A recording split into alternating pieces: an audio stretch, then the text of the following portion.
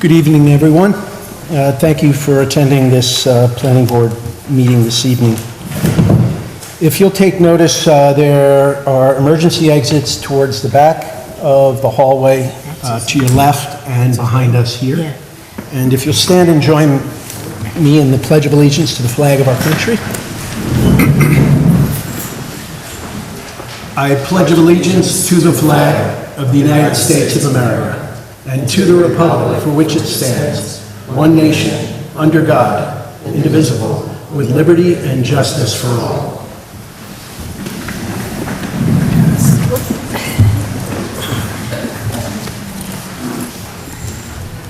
All right, on the agenda is a review of the minutes for the board members. That wasn't an item that could be prepared in time for tonight's meeting, so we're going to push the approval and review of the minutes from our last meeting until our next meeting. Okay. All right? That's fine. So we can cross that right off. Wow. The next item on the agenda is Pizzuto lot line. Dan, did you want to speak to that, or? An email was sent to the board. They're still stuck with DEC review on their Article 15 and Article 24 permit, so they've asked to be adjourned. Very good. All right. I'd like to make a motion to adjourn this public hearing until August 15th. 15th, that correct? 2024. August 15th? Yeah, August 15th. I'll second. Okay, all in favor? Aye.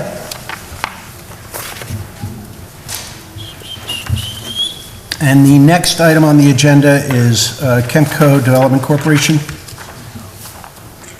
Okay, Mike, if you could approach the podium.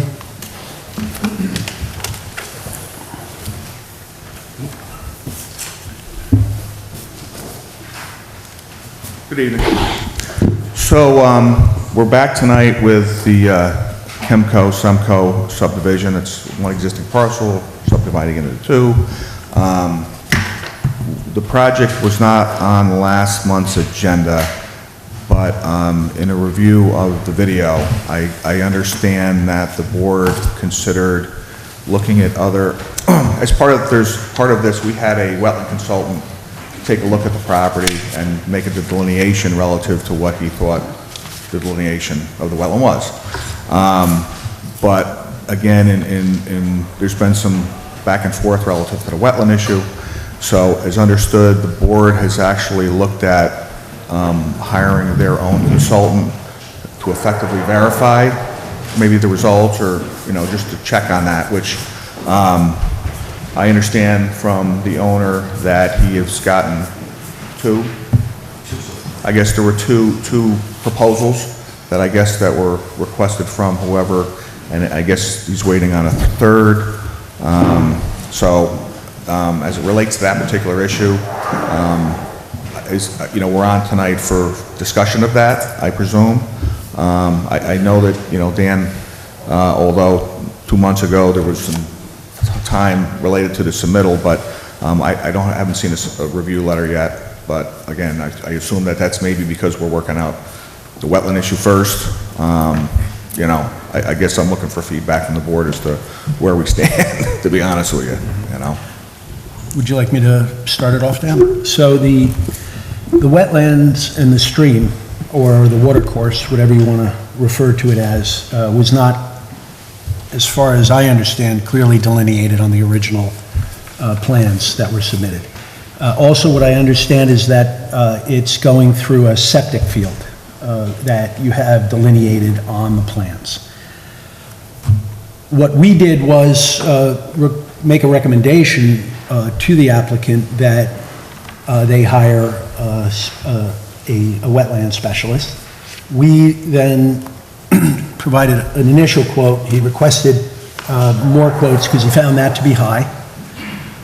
We provided that, and I believe your email back to us was a lot better. But I also understand that you have no additional escrow in your account with the town. As of now, you're just paid in full for old balances. And that leaves the hired professionals, both legal and our engineer, with no funds to continue the review of the application. And for everyone else that's here, this has been going on, for almost 2 years, 3, right? And we've been pushing the public hearing that is still open month to month now for 3 years, which is terribly unfair to the public. We have had, in the beginning, a couple of people that would come and showed interest in commenting on the application, and we haven't been able to provide them with a set of plans that are complete and reflect how this issue is going to be handled with the watercourse. So, I have a question. would you agree, Dan, with everything I said? Or, yeah? I have a question. If you could stand up, introduce yourself, and speak into the microphone, please. We did an original wetlands, and Dan had requested that it be done a second time and put on the survey. So the wetlands have been done twice and put on the survey, and now you're asking for a third time for Okay. it to be done. I'll let- That's not necessarily accurate. So the wetlands were finally provided to us this year. We've never had the wetlands shown on any map before this year. No, What happened was then the board said, well, we have to go through these permit standards. 155-52 provides a whole series of standards that have to be met. So it was their opinion, because of the amount of time that was taken to show them, that something needs to be looked at by our professional now, which has to be through a professional for the board. So they're not going to do a third delineation. They're going to go out there, they're going to verify what's out there, make sure it's accurately shown on the map, and then see how So you you're met the saying- standards for the permit decision. so you're saying the person who did the wetlands, Nowicki, isn't, He's your consultant. The board has the right and, the obligation to use their own consultants to verify the reports of your consultant. so Excuse me, this makes it one the second. third time. I'm sorry, sir. Yeah, and I want to speak to that. Was it delineated twice? I have no idea, but It's only been delineated once, so the initial wetland line is just a line that you get from a map. That's the DEC wetland It was line. the- No, we had NWI. Nowicki go out there and flag it the first time. But you've only delineated it once before. Yes, it was flagged the first time, and then he came back out under the request to get it done again and to have it put on the survey. So we brought him out there again, we had him survey it, we had him flag it again, because that was a year later, to make sure it was all flagged correctly, and the flags were still there. And then we had the surveyor go out and put it on the map. These are all the requests of what the board wanted. Now, for some reason, I guess you don't trust Nowicki, because now you're asking us to do it again with your guy. no. So you're missing what I just said, which is that you have to meet all the standards of 155-52. Their consultant will be looking at those standards on how you're meeting them and providing consultation to the board. You've never shown us the wetlands until this year. Right. So if you had to flag them again because you never surveyed them in the first place, I believe the first time was sent in that there were no wetlands on there. For the most part, the wetlands were gone because the If drainage. if I may just remind you of a video that a resident of Beekman provided us, where it's an active water course. And there are also regulations, our wetland laws, are pretty clear about your buffer and other such items that you should concern yourself with. So to say that it's all but gone, I'm not sure if you saw the video or not. Did you share the video? Yeah, everybody's seen the video, yes. Just for clarity, Yeah. when we originally hired our consultant to go out and take a look at it, he was looking at it relative to state, which is clearly not the issue, and then if it was federally regulated. And at that point, he issued a letter saying, based upon my review, it's neither. But there was also, then came up the issue of the town wetland, and that's when he went out there and actually flagged it in accordance with the town regulation and got it surveyed. So in terms of the 3 times, just so you understand, so it's clear. You know what I mean? Okay. Mike, you interchange wetlands with the stream intercourse. Two different waters, two different animals. The issue that's involved with is the stream which runs through the center. Not the. Let me ask you one question. It's not a wetland issue. I don't think it is it? It's the same, 155-52 is wetlands and watercourse protection. Okay, as for the water course, I will pay right now to taxi everybody up there right this minute. We had over 3 inches of rain last night. There's not a drop coming down here. We have time-stamped photos. There's not a drop of water coming down your water course that you're calling a stream after 3 inches of rain last night. Again, I'm not here to refute whatever you're saying. No one's going up there. No one's looking at this. All right, you're telling us, well, we're told this, That's why we need our consultant. The board. Can we all go up there? I'll Excuse pay me, for the transportation. excuse me. The board said they wanted a consultant to check the veracity of your consultant's report. Particularly because it took so long to put it on the map, and then because a resident came in during the public hearing and showed a rushing stream. So, they have that right, and if you're gonna continue the process, they're gonna have to hire this consultant to do that. That's all there is to it. Can I, What do can you I say- also ask why after 3 years you're taking this position tonight? What position? Well, That, it's not a running water course? 3 years, all right? You have been requested to have a conversation about the location of the water course. I've asked to meet people out there. 3 years. I've never heard you once ask me, except for now, this evening. When did you ask me? When did you I've email asked me? Dan in the office, can we all meet out there? After 3 years, we've had a public hearing open. Dan has been preparing every month a comment letter for your engineer to fulfill certain items on it that are not required by this board. All right, they're required by our laws and by our other interested agencies. And now tonight, after 3 years, you're standing there and telling us that it is on the plans and that there is, this water course doesn't exist. I've maintained the fact that it's not a water course since the beginning. All right? We went up to the top of the hill, and the drainage off the subdivision up on top comes straight down through the properties. Nothing we can do about that. You guys got easements and everything else, but I should be able to divert that drainage off to the side, like it said in the original set of plans we have.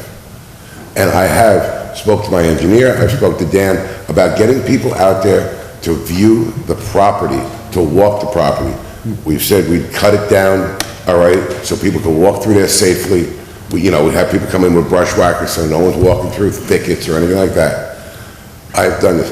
Have I mentioned it to the board here? No, I haven't. I've mentioned it to Dan, I mentioned it to our engineer. This is why I hire an engineer.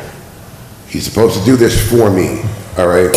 When I go and talk to Dan downstairs and I say, can we get, no one's gonna go up there, all right? I think someone should. I mean, you have walkthroughs on subdivisions, you have walkthroughs on sideline modifications. No one's come up there except to say, oh no, I drove by it and I saw water running. Okay. Well, no one drove by it today after 3 inches of rain yesterday and there's no water running. All right. We have time-stamped photos. Okay, so... Go ahead. If you don't mind, and I want to help answer your question. We are not confident with what was submitted. When we review a subdivision, it's based on existing conditions shown on a map. We have to base our decisions on that. So a number of things happened during the process. It's unfortunate. We feel like we've been misled on the existing conditions that are out there. One of them being the watercourse, one of them being the wetlands. We were told that there's no watercourse out there, but we actually have a map. In our map, the town map shows a watercourse. That alone the requirement in the law is that if the map shows the watercourse, you're subject to those regulations. So we were kind of misled in that respect. I understand. Now, I just want to finish, if you don't mind. The survey, you went out and you hired a wetland specialist, and that's what you were supposed to do. But there was a lapse of time between the time that whenever a wetland specialist delineates a wetlands, you have to have a surveyor come right behind him so that the integrity of the survey of the mapped wetlands is good integrity. There was a lapse of time between the time that your wetland specialist went out and delineated it, and then you had a surveyor survey it. So that calls into question the integrity of that delineation. There's a lapse of time between the first wetlands going out and doing it. Between when the second one was done, there was no lapse of time between that and the survey. It was done one right after the other. And that's why we had to do a second one. All right, I'm listening to you. I hear that. But- The third thing is when we received the survey, there was no certification, no surveyors. Didn't look like a regular survey. Didn't have any information about, there was no surveyor stamp. It's not a valid delineation to us. I was not aware that there was no stamps on the survey. Right. So You have to there's- understand, We were, all right, and I'm not truly a lastly, layman. there were other issues out on the site, are there trees, are there not trees? Well, we'll get out and survey trees. There were once trees there, but they've fallen down. When it starts to get to a point where we feel we're not confident with the existing condition, we have every right as a board to hire our own specialist and verify that. Hopefully it's the same, but we have evidence to doubt that. We see a rambling brook coming down the hill. Now, I know you're telling me today that's not the case, but we're not going to be the judge of that. We're not experts. We're going to hire our own independent expert to verify that. And if you're right, that wetland delineation will look exactly like your wetland delineation. So I have no problem. We've lost confidence. That's Can you put his... I guess my question overall is, we do another wetlands delineation. Yeah, I just want to illustrate. Are we done then So that the if it's public the can see same? it. No, you still... Or is it going to be something else? If you do another wetland delineation, your design needs to be based on that. We have to make a judgment that can you build two lots? Let's say there are wetlands out there.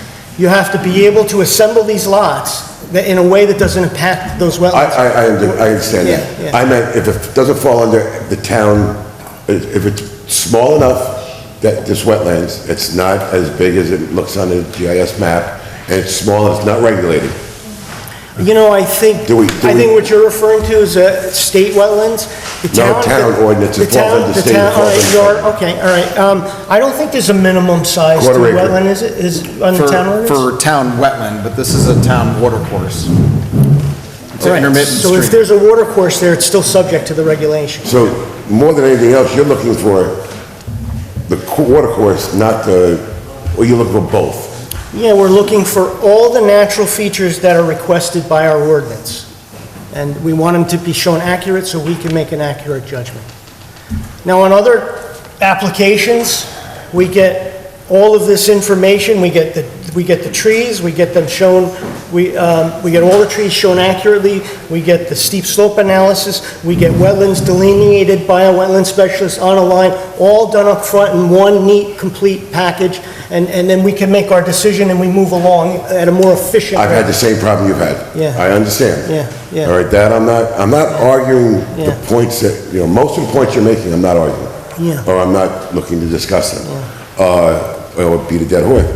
But my question is, if this is what it was specified as when it was first separated, and this is a dry water course, and it's a runoff, and, it's only from the subdivision on top running down into the woods and coming out, across this property. are we gonna be able to, with those conditions being met, all right, by another wetlands delineage, you know, are we gonna be able to do like the first subdivision was, and we can move the water course to the outside of the property line and bring it back into the roadway, which has all been done and taken care of and gone through with the county? I mean, you would have to, I appreciate your question, you're really trying to figure out a way to move on, and I get that. If... You got 40 grand tied up in this, yeah, I wanna move no, on. I know. If it is in fact, there's a water course, there's a wetland, that poses an impact, right? Your proposed development would pose an impact. You'd have to demonstrate to us how you're not going to impact that. And, well, yeah, if the How septic I'm not is gonna there, if impact there's what? this... Well, what he's getting at is that currently it's going through your septic field. Right, that's why So the you wanna original so subdivision you wanna plan realign. showed it going on the outside of the property line. You moved We were it. able- So you want to realign? What you did Right, was- right. Yes, and it was approved. Rob. So It was approved by previously. realigning it, that in and of itself is an impact to that natural feature. Now you have to demonstrate how you... Not a natural feature, how are it's you, a runoff. correct me if I'm wrong, you would have to demonstrate how you mitigate that impact. Right. Okay, Okay. so there That's are what I was times- talking about with the permit standards. If you look at 15552, it's several pages of permit standards that you have to meet as the applicant. Okay, is this 155-2, was that in effect when this was subdivided the first time? No. That wasn't at all? Nope. To be able to move a driveway, The year driveway. of your original approval, or the original approval of the subdivision predated the zoning section that's here now. Okay. So Would this be something the board would could you entertain? take a look, just, all right, so that... Yeah, no, after rain, I was surprised, I expected to be wet today. I really was, I expected to see that today. With the thought, Okay, well, I mean, I can't say when it No, does no, and I'm when it saying does. Allow me to finish. I can't say when it does and doesn't flow. Right. But if you look at all of the flora, right? If Yeah. you look at the rocks and the flow of the stream, it's not dry. That is a well-established water course. no, it's a well-established runoff, because if you go over there and look at it, it's 4 feet deep in places, it's cut its way in so bad Yeah. during heavy runout, because the roads up on top, coming straight directly down through, pointing at the property is your easement for the runoff from the cul-de-sacs on top. All right. You have a whole road pitched down on a cul-de-sac, it's taking thousands of gallons of water at one time. Now, I think that you understand that based on the fact that your survey wasn't stamped, that this stream is flowing, and it's still not clearly delineated on the plans, and for 3 years, we've been requesting this. You've been progressing with my engineer. You're the applicant, you're ultimately responsible. Okay. You pay him, you report to who? To yourself, Myself, that's it. and we're here to work with you, all right? Yeah, and Who you hire. I just Yeah. want to add that, you know, at our last meeting, the board had directed the engineer and the secretary to contact you to let you know that we want to hire, I don't know if it was the last meeting or the one before, that we're interested in doing an independent review of this. And we wanted to let you know, to give you options, that if Right. you want to continue forward, that's what we're going to need to do.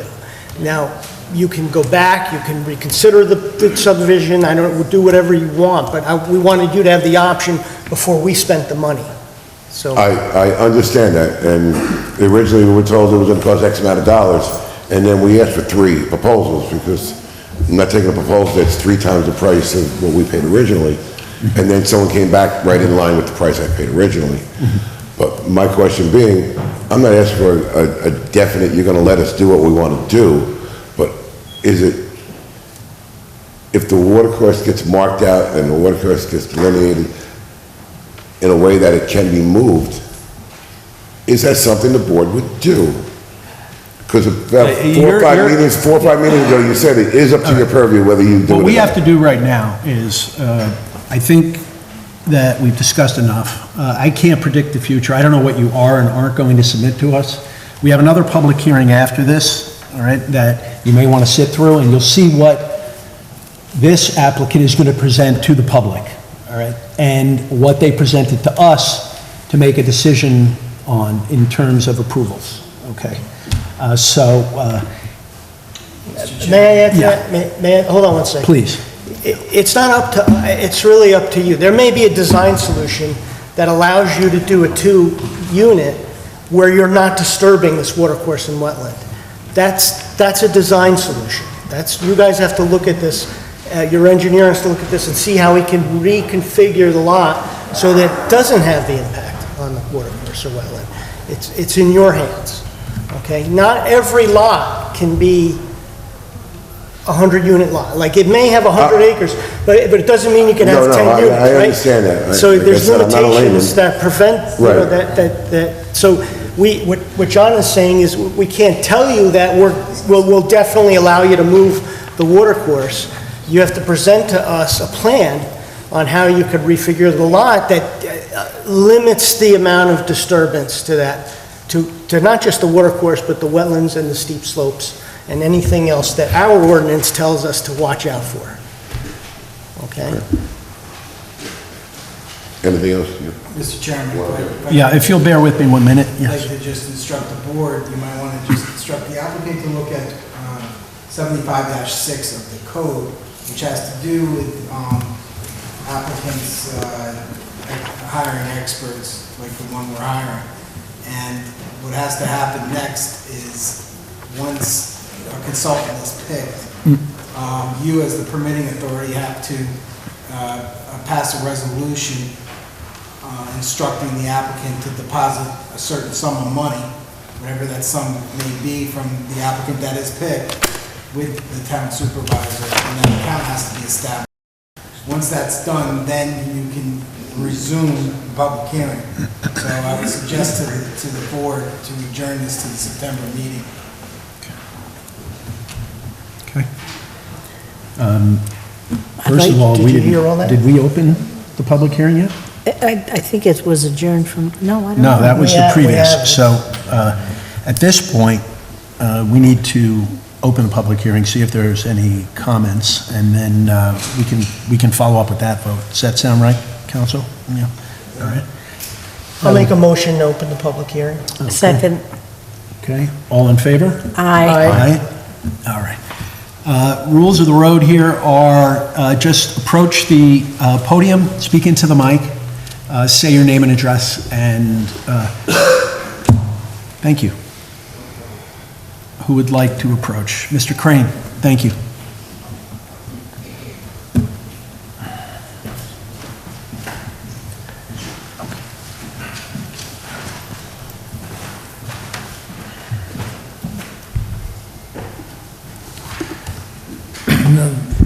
Bill Crane, 254 Gardner Hollow Road. Last night there was a heavy rainfall, we all are aware of that. Gardner Hollow Brook, which has flooded out the land on several occasions and required $1 million bridge because that brook gets so strong, is still fairly dry. I was surprised it's still fairly dry after the rain last night, because that is a real fearsome waterway. And so the rain did not influence hardly at all. It was a surprise. So I'm not surprised that this waterway is not showing much. It's covered over now. It's grown over. By today, it was all grown over. It's hard to see what's going on.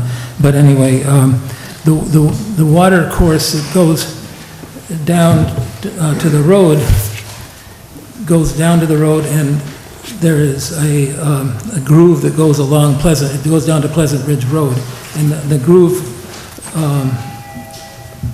along Pleasant Ridge Road goes into a tube that goes under the road that goes down to a stream that's on the Natural Resource Inventory map. And that is a tributary to Gardner Hollow Brook. So this coming down, somebody puts a tube under there so that the water coming down could go a couple, a few yards, 10, 15 yards down, and go underneath the road, and then go down the Pleasant Ridge roads to get out of the way. So it's something, the town at some time established a way to deal with this potential problem. Now, whether you can just, it's all kind of settled now, whether you can just move a water course, I don't know, you're just, it's delicate, I don't know, if that thing floods down hard, it could wipe out, it could be a mudslide or wipe out the road. This is all delicately balanced now, so I don't know the answer to that. I do know that we need to protect our environment and protect our streams and our brooks and protect our trees and our cliffs. And I congratulate the board on their diligence and requirement, which may seem excessive to an applicant, but to a person like me, the protection is a reassurance that people care about nature in our town. Thank you, Mr. Crane. If you could just sign the sign-in sheet before the end of the evening, please. Thank you. Yeah, He thank did it you. already. Oh, good. All right, come on.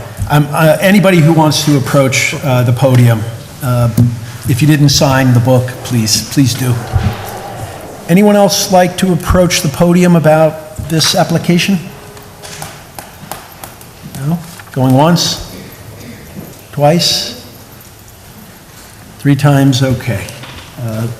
I'll make a motion to adjourn the public hearing to the September planning board meeting. Okay. Second? All in favor? Aye.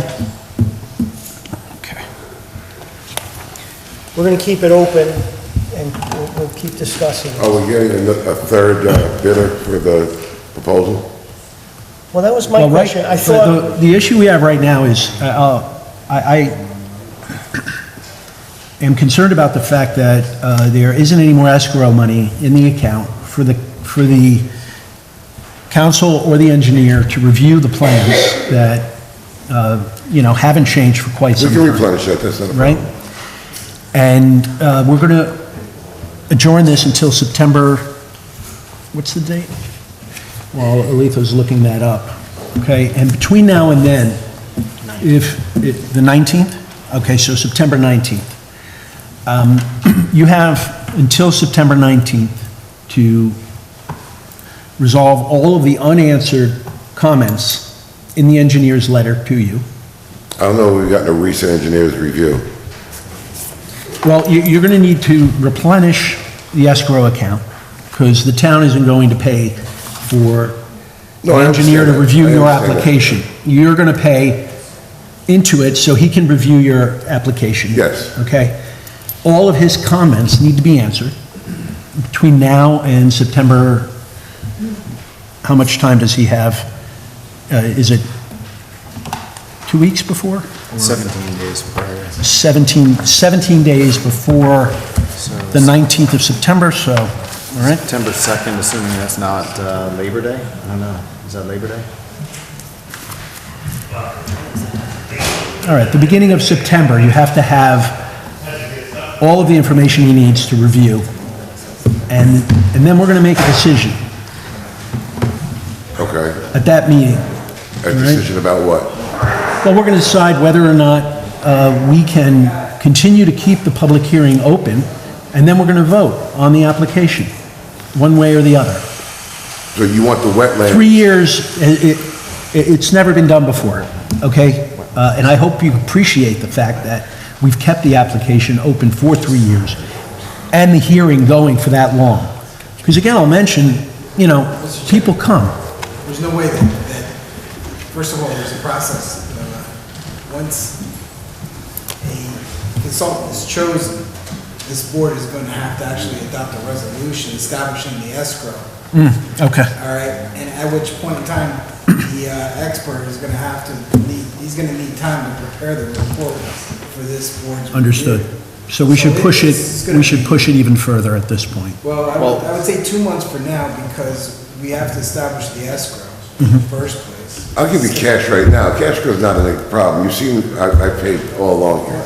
That's not an issue If for you want to go along me. with the second quote that you got, then we can start. I've given $10,000, $11,000 already.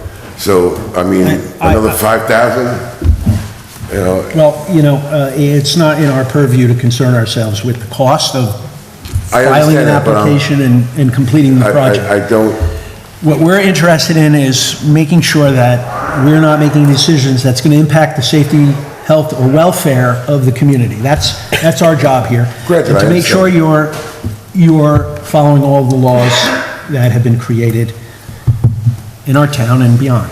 So, Right. the interested agencies have to, come Monday, we'll drop off a check for escrow, you know, and you're approving us to use the second quote.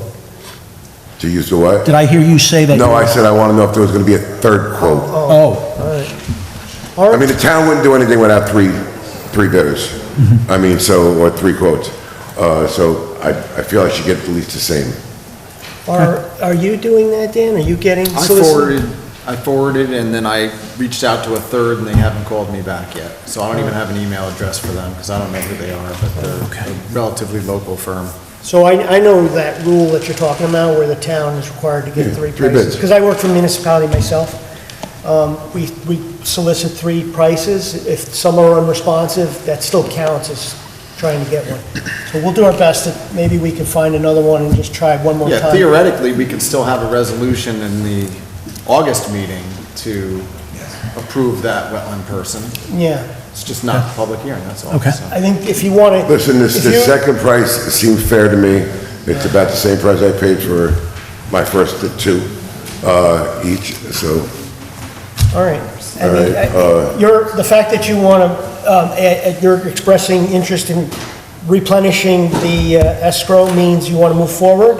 My recommendation is, let's I get think more than anything else, I don't want the board to think I'm trying to pull something over on them. Right. I want to show you what I've seen out there and what the wetland surveyor has seen, wetlands person has seen out there, and what I've been trying to explain.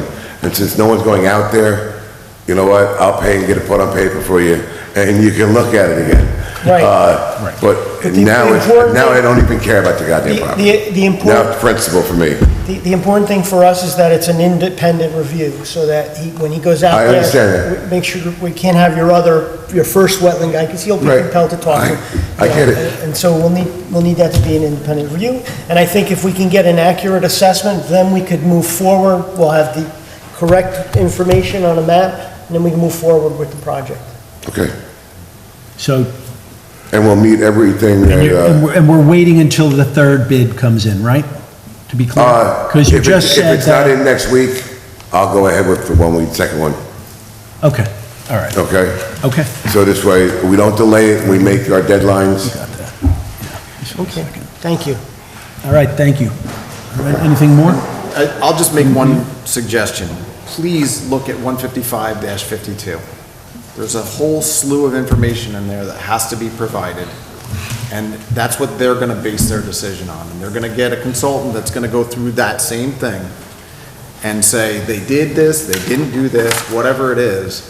And if you're not able to meet those standards, then that's gonna put them in a spot where they're gonna have to say no. Okay, all right, listen, if I can't meet the standards, they have to do what they have to do for the town. Several pages, and we've mentioned this section of the code for, Dan, I don't have to make a review the last level, but when you do, I went through that entire section with the response. okay. You know, it's there. Okay. All right, so they'll have that then. Okay, thank you. Thank you, have a good night. You too.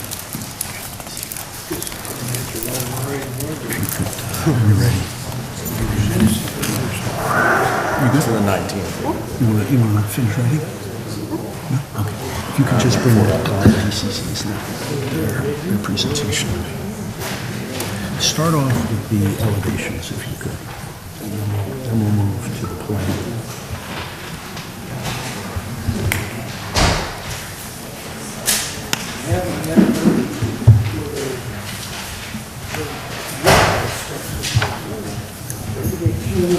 If we can't approve subdivision,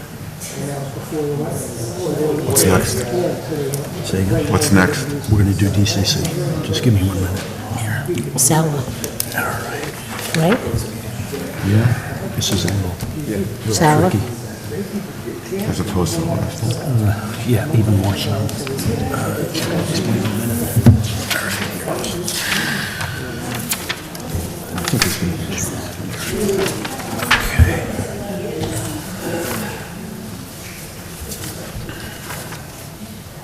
So next, we're going to go... All right, so if Dutchess County, Dutchess Contracting Corporation can approach the podium, please. This is a public hearing on the agenda, all right? For the public to know, Dutchess Contracting Corporation, it's a project off of Bischoff Lane, and I'll allow the applicant to brief you while he's setting up here. There was an administrative issue with the release of the notice, the public notice that went out for this hearing. Our town code requires that it be released within 10 to 12 days of the hearing itself, all right? It went out too early, so it's not within the time frame that is required. There'll be another notice to go out, and we're going to have an official public hearing next month regarding this project. But because of the inconvenience and because all of you have shown up, we're going to do something a little different tonight and allow you to approach the mic, make comments, and Aletha is going to record them in the minutes, so we will have them for next month. But this isn't the legal public hearing, all right? It will happen next month. So the applicant was just a few days early in the publication of the notice. With that, Brian, All right, guys. the floor is yours. Thank you. Brian Stokosa, Dan Stokosa Engineering. We're here tonight for a public hearing on a project that's been in front of the board for actually a couple of years. This project has some history to it. It dates back to the early 2000s, where we had a couple of site plan concepts that were in front of the board. It was a restaurant, it was office space at one point. There was some grading that was done on site, and Bischoff Lane there was a temporary cul-de-sac that was put in with a holding pond. Areas of the lot were cleared. Through that process, the applicant has been working with the planning board most recently. We've developed a multifamily concept. We have 2 buildings proposed on the parcel, and we've configured this working with the town planning board following the concepts that are identified in the master plan. So if you look at the master plan that was developed 15, 20 years ago, it has what you call secondary streets. So there is a street behind Route 55, will be on the west side of 55. This project's on the west side of 55. And we actually, through town code, it allows us to create access to the pieces that are going toward the south. In doing so, and conforming to DOT and just basic engineering practices, we have to realign Bischoff Lane with Route 50, with DOT Route 55. And in doing that, it'll require a left turn lane into the property. So if you're driving, let's say, toward Poughkeepsie, there'll be a left turn lane into the site. We developed that working with Collier's Engineering. They're our traffic consultants. We've gone ahead and based that analysis based upon the unit count. So if we go back even further, this project started out as a 90-unit apartment style development, and then through working with the planning board, working through open space concepts, looking at items like drainage. Drainage is a popular issue. That unit count was dialed down to 48 units. So we have 48 units on 2 buildings. The buildings are going to be on separate pieces because the road, as it's configured, will actually create 2 pieces. So we're coming in here, and then we make this turn south, where we create that secondary road. So we'll have a piece of property here. This open pond will be associated with drainage with the road and infrastructure related to the 2 buildings. The 2 buildings, according to town code, since we're creating this parcel of this natural road intersection, the 2 buildings are pushed up. So like the building here, the building here. Town code requires that parking be behind the building. That's great. So we've shown parking behind the building on each location. Looking at the master plan, it calls for... Brian? Hey, Brian, if you're okay with it, I know it's going to be a mic issue, but would the public prefer that he show what things are going to look like from this, so you can see, or can you actually see the plans? Anybody would have one preference, one way or another? No? Go ahead, Brian. Yeah, so you know what you're looking, so you know, you want to... I'll try to make this Okay. visually legible as possible. But here's Route 55 here. There'll be a widening of that road to accommodate the left turn lane in. Along Route 55 on our side of the property, will be incorporated sidewalks. So we'll have a sidewalk from property to property, we'll have a sidewalk in. It'll service both buildings. And we'll also come down the new secondary road that we're creating. Part of that town code's master plan concept is to have on-street parking. So what we'll do is as you come in, there will actually be shoulders up to the side where cars can park along with the line of traffic. This has been in front of the board for several years, and we fine-tuned this concept to take into account the guidelines that Dan has mentioned in the town code.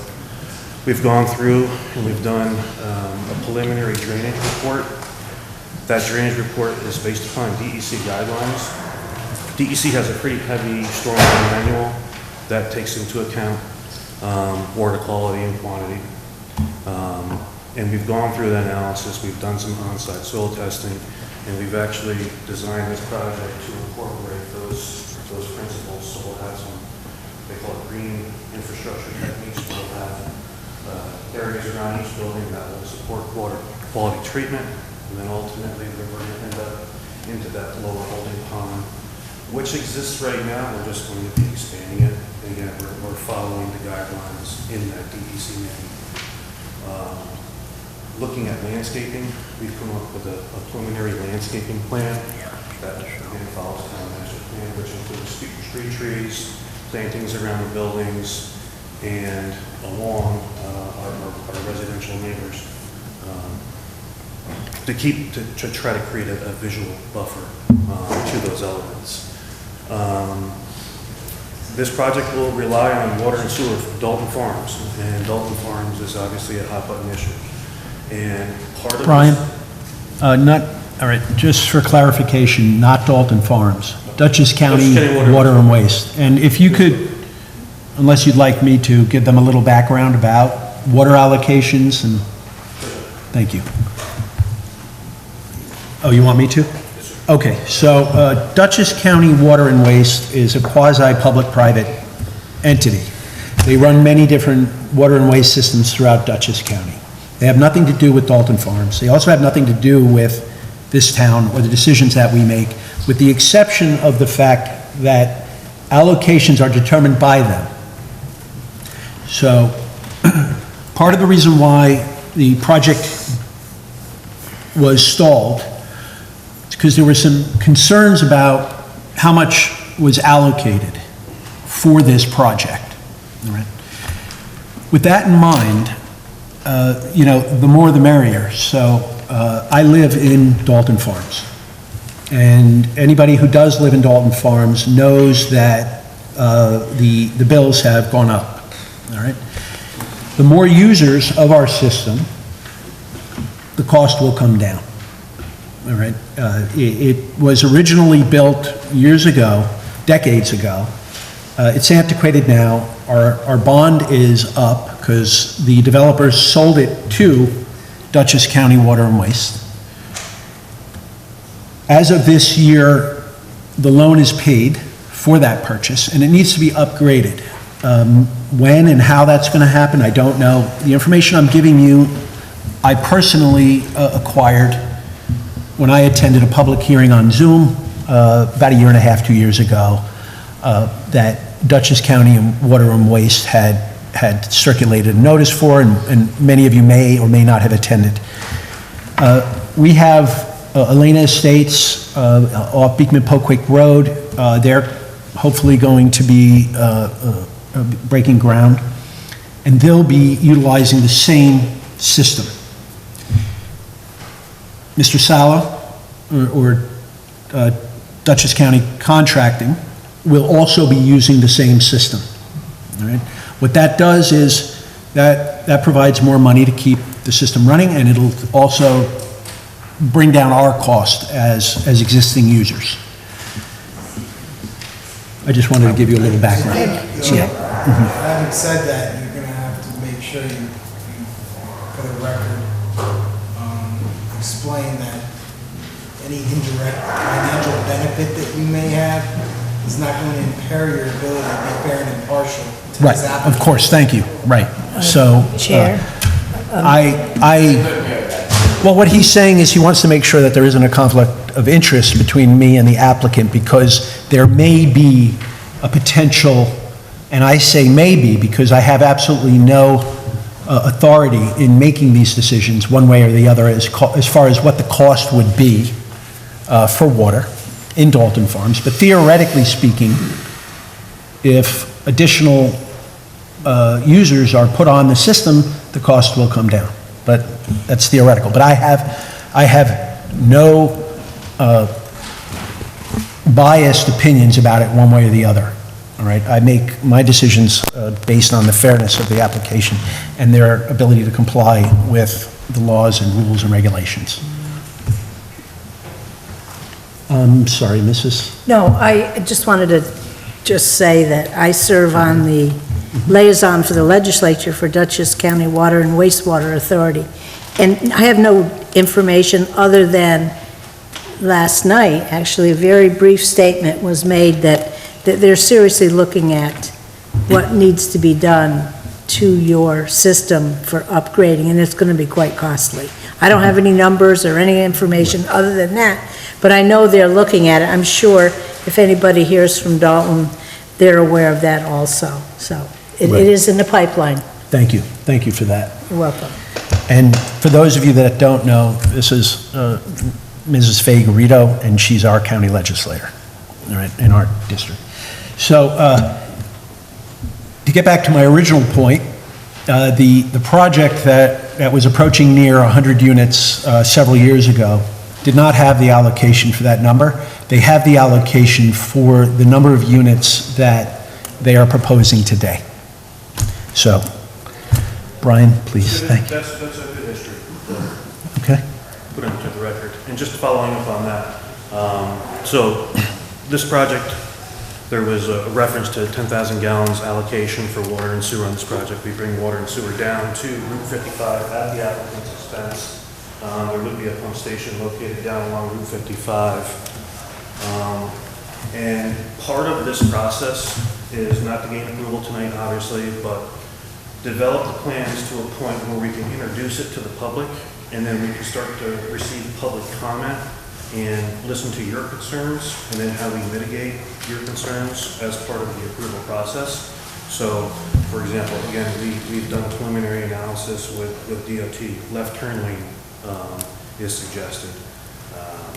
We've done a landscaping plan that's on record with the town. You can see it here. If there's input that the public would like to see and give us on that, it's down at the town hall building department. specific to stormwater. When there's stormwater design that incorporates on-site sizing to show that this project can work from a DEC stormwater manual standpoint. That information is on file and that the public can view. Anything related to water and sewer, this is part of this process is we open it up to neighbors and people that could be potentially impacted around this project. And it's also to open it up to our individual review agencies. So this project is circulated to DOT, it's circulated to DeVore Health, it's circulated to Dutchess County Water and Wastewater, circulated to New York State DEC. So we're basically involving everybody into this project so we can receive comments, and then we address those comments, we give them back to the board, and then we present the project further to the board, and then we see approval, if approvals can be granted. Any impact that, or any interaction that we have with Dutchess County Water and Wastewater, we will be looking at water and sewer. There's analysis that have been done over the course of time that suggests that there's 10,000 gallons possible for us. Things change over time, systems change. As part of our interaction with Dutchess County Water and Wastewater, we'll be looking at the system as it relates to this project, any improvements that would need to be made. Obviously, it wouldn't be burdened by the users of that district, to be burdened by the applicant. So this process it's the first step among many toward approval, and right now we're at an information gathering phase. Thank you. So we're here tonight. Obviously, we're going to have an extended public hearing because of an advertisement issue, but we're here tonight to take your comments. And anything that you guys give us as far as comments and concerns, we'll obviously address through writing to the planning board, and they will be on file for the public to view. Other than that, we have some architectural renderings that we put down below. We've tried to come up with some different features. Before you do that, if you could, Aletha, go back to that landscape plan. Brian, if you could, can you? I don't know whether or not, I'm not sure who prepared this, or if you were prepared to discuss it. We had a landscape architect come in and view the site. So the site from the road up towards the backup property increases in elevation. On average, we probably have a 4 to 5% elevation grade. The grades that you see out there now, plus or minus, we're going to try to maintain. There could be some filling and cutting within those areas. If you look at the plan that's up on the screen right now, the heavier, larger circles are trees that surround the property. As you work your way in, we go to more of a shrub and grass type of feature. If you look at the road that we're creating, those larger round circles are street trees. And then if you look at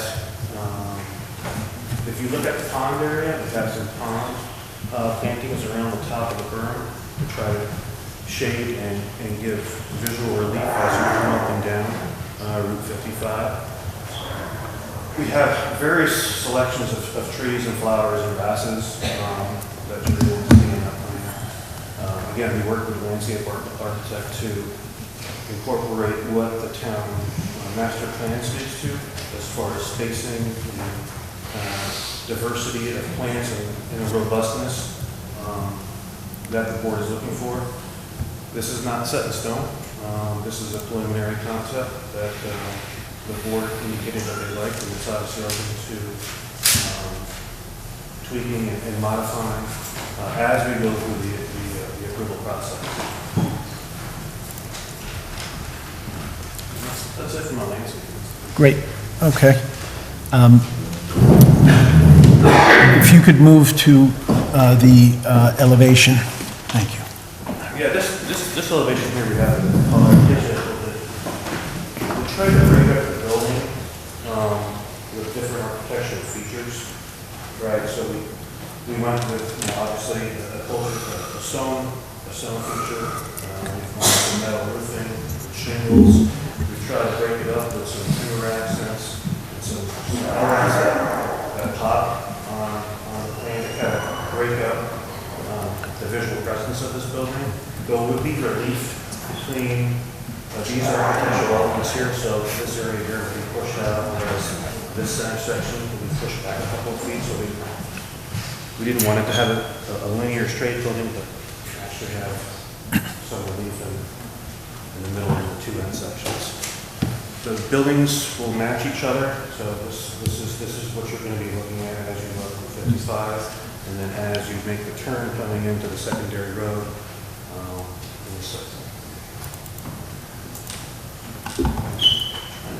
What else we've gone through work? We need parking on site. We have on-street parking. You didn't talk about the big one, Bischoff Lane. the what? Bischoff Lane.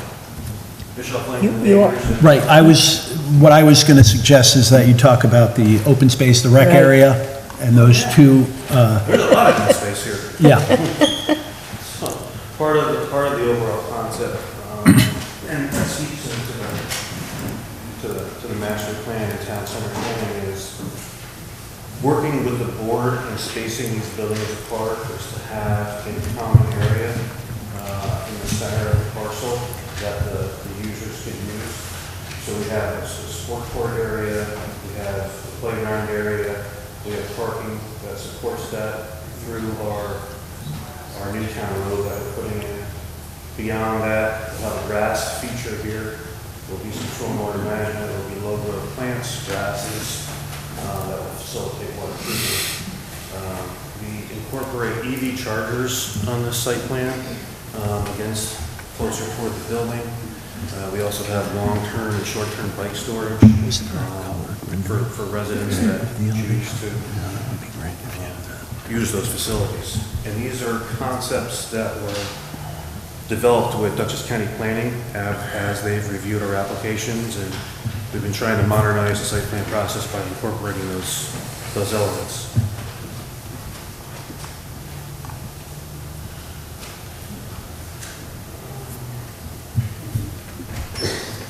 Yeah, I mean, it's been a long process with the board. We've done a couple iterations.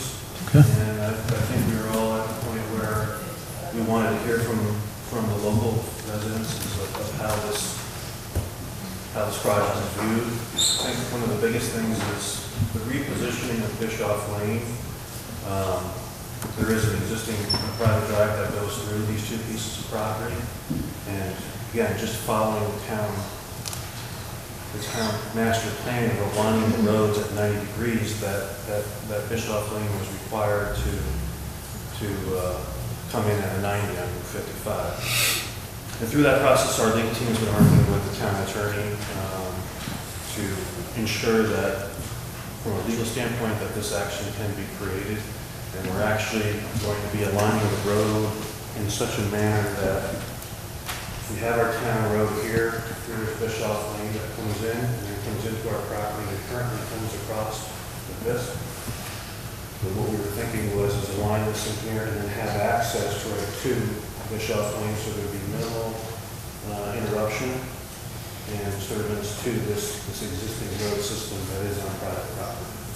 And what we'll be doing, as I believe, is giving ourselves an easement over the piece of property to allow that access to continue on feet.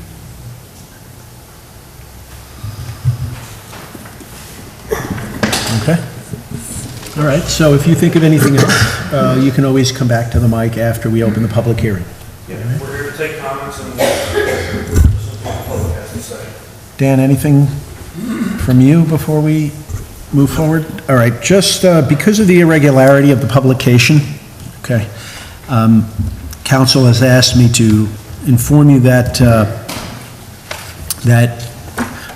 did I say I was opening the public hearing tonight? Because if I did, I'm not, all right? So it's just out of habit. This evening, you are going to be able to comment, all right? And if anyone cannot make the meeting on the 15th, when we will officially open public hearing, this is all for legal purposes so that everything is done properly. Your comments will be entered into the minutes, and we can repeat them at the public hearing. Okay? But that doesn't limit anybody to approach the mic this evening, because I know your time is precious. You don't know if you're available on the 15th, and we're gonna make this accommodation this evening. Some rules of the road, if you could make sure you sign in before you approach the mic. And if you can confine your comments to 3 minutes, that would be best. All right, Aletha will be keeping time for me. Do you need my phone? Okay. I'm not going to interrupt you during your thought. All right, try not to repeat yourself because there are quite a few of you here that would like to speak, and I'd like to get through each and every individual that would like to talk. We will be listening and hearing. Don't expect us to comment if you ask us a question. We'll be making notes and answering your questions after everybody has spoken.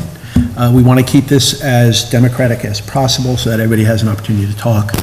And then you're going to speak to the board, not to the applicant or anybody in the audience.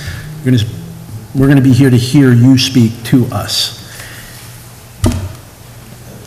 For the sake of the record, Mr. Chairman, we should have a record, or have a motion of the board to go out of order. Okay, thank you for that. Yep. So a motion to operate irregularly this evening so that we can hear comments. I'll make a motion to deviate from the standard procedure to listen to comments that will be part of the minutes. I'll second the motion. Okay, all in favor? Aye. Aye. No abstentions or nays? Okay, thank you. Who would like to approach the podium first this evening? Mr. Crane? Thank you. I'm sure lots of people want. Yeah. Council, would it be improper for me to circulate some of these plans if anybody wanted to look at them tonight? Or should they follow the channels through FOIL? I think next month. Okay, all right, good enough. Sure, thank you. All right. There you go. Bill Crane, 254 Gardner Hollow Road. I want to first say that this is at the heart of what could be a town center, and so it's very important that it looks good, and that the board, I've been to every meeting practically with this, has been presented, and the board has been concerned about the appearance, because it is kind of the heart of the town, which can be developed, and the applicant has been very open and direct and is doing his best, and I just I want to say this. It's to preserve the rural character of the town, and the applicant's following that, and this is a good project if it were somewhere else. But Bischoff Lane, to me, is one of the most endearing parts of the whole town. You walk and you look at this road and the meadows, and it's like the history of like it's a historic town, and it's just lovely. And there's meadows there. The meadows are rich with bees and butterflies and other insects, and there's trees that support wildlife.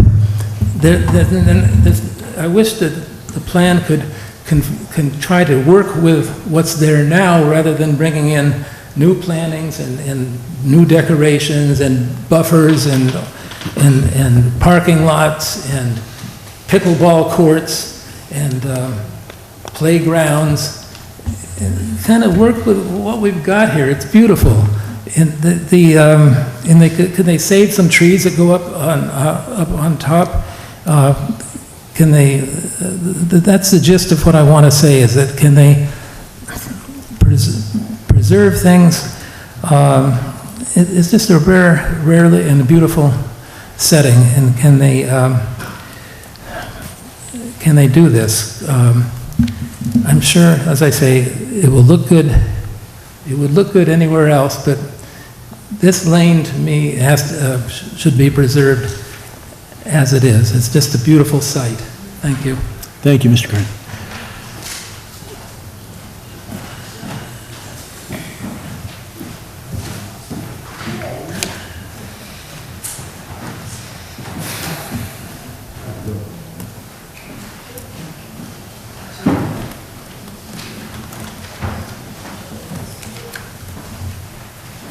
Hi, my name is Lauren O'Connell, and I live in 69 Vanscoy Road up in Dalton Farms.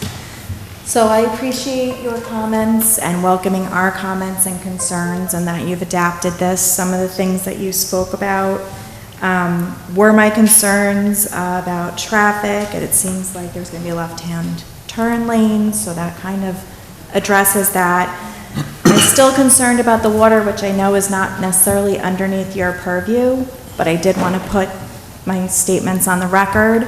We have a lot of difficulty at the top of Dalton right there with water pressure, and my concern is that if they tap directly into our particular water system, that we may really lose pressure. Like, there are issues on Roosevelt, well, you'll wake up in the morning and people won't have any water. So obviously this is a systemic problem, and sharing the cost would be better, but I also want to make sure that this is addressed prior to construction, that there are safety nets put in so that, because we haven't had as many issues on Vanscoy, but I am concerned about that. And also, my brother's property, he owns what was former Beekman Auto Body, 234 Rec Road, and I'm not sure, I know he had called the town about spring of last year. His property was flooded, there was water that was diverted, I guess from some clearing on Bischoff, I don't know, that came down onto his property. He is right next to Stop and Shop. He purchased the property spring of COVID, so 2020, and he, even in heavy rains, he'd never had any issues until clearing of that land started. So I just wanted to touch on that. Hopefully he can come on the 15th. He could not be here today. So that is a concern, that there are surrounding properties and whether there's more wetland issues, and that, you know, when you take up green space, the water has to go somewhere. You want to make sure it doesn't go to somebody else's property. So those were my two major concerns, and thank you. Thank you.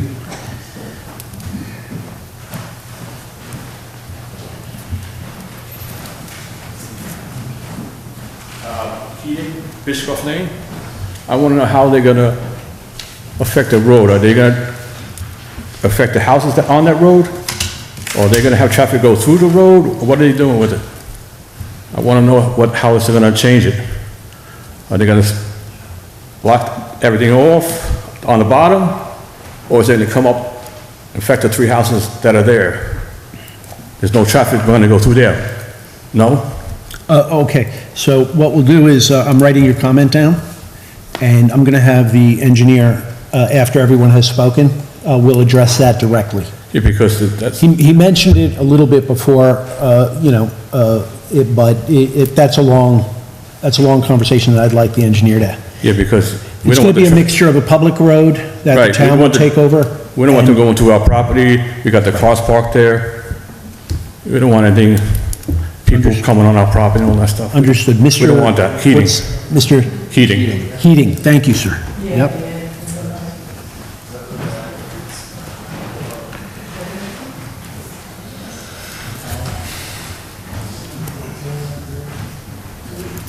Scott Bora, 25 Vanscoy Road. I'm sorry, could you say it again, sir? Scott Bora, 25 Vanscoy Road. Thank you. So we all know that the water system feeding Dalton Farms is aging and needs upgrades. Are those upgrades going to be completed prior to the developer starting, or are they going to absorb some of the costs since they will be tapping in to our water source? And two, how do they plan to get to our water? Are they going to cut through people's yards? Are they going to be through common area? How are they going to do it? Okay. We're going to address that as well, because the first lady also Yeah, I wanted was to kind of know. building on what Lauren said, just Sure, yeah, adding to that. absolutely. Okay. We'll address that, and I'll take it a little further in detail as far as what I know as well. All right?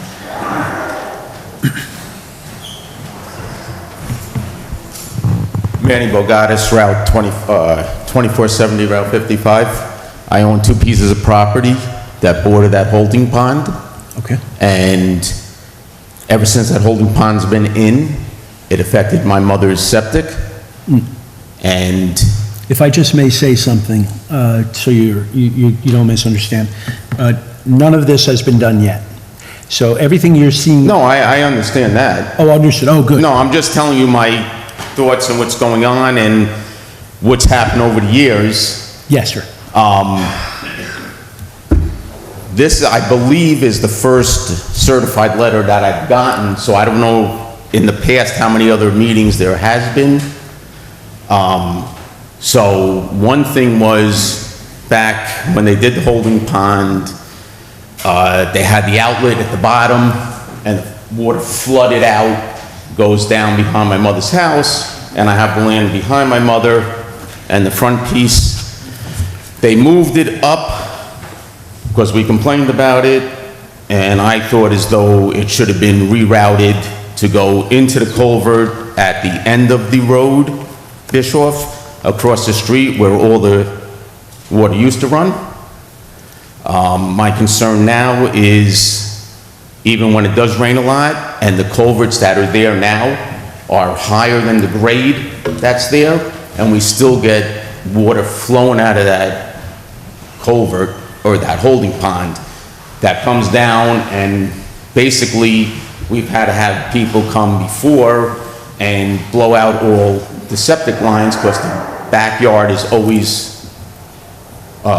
mushy. Right. And it's never been that way until the holding pond went in. The holding pond, they raised that land probably about, I don't know, 6 to 8 feet compared to what it used to be, which I don't know how the town let that go through back in the day.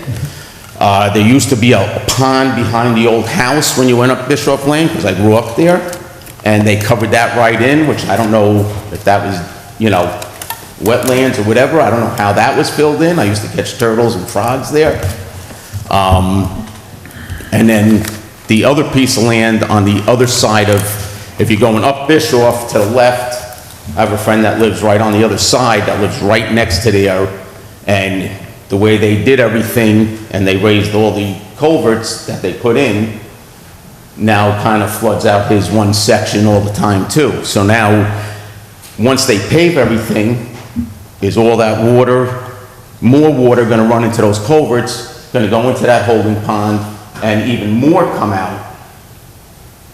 And what is it gonna do to my piece of land that's behind my mother's in wetness?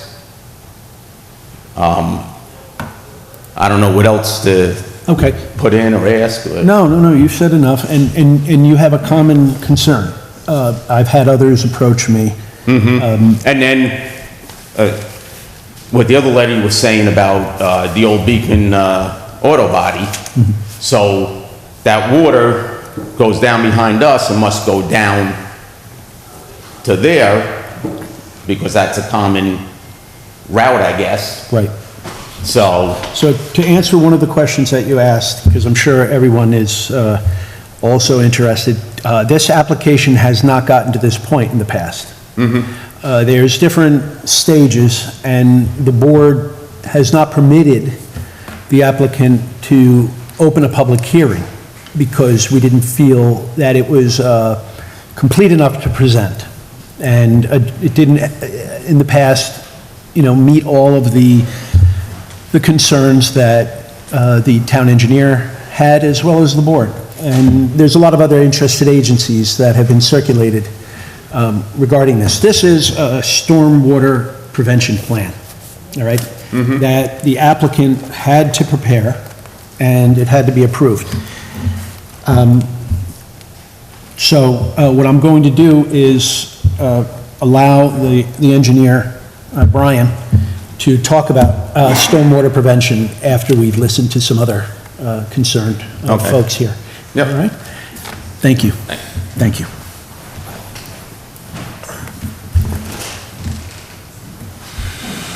Yes, okay. I'm Steve Grant, I live at 214 Recreation Road. I'm basically just reiterating what these guys said. I moved up from down the line. I like it like rural, so like Mr. Crane said there, I tried to move away from apartment buildings. Now, but all the lighting, you're gonna have a lot of lighting.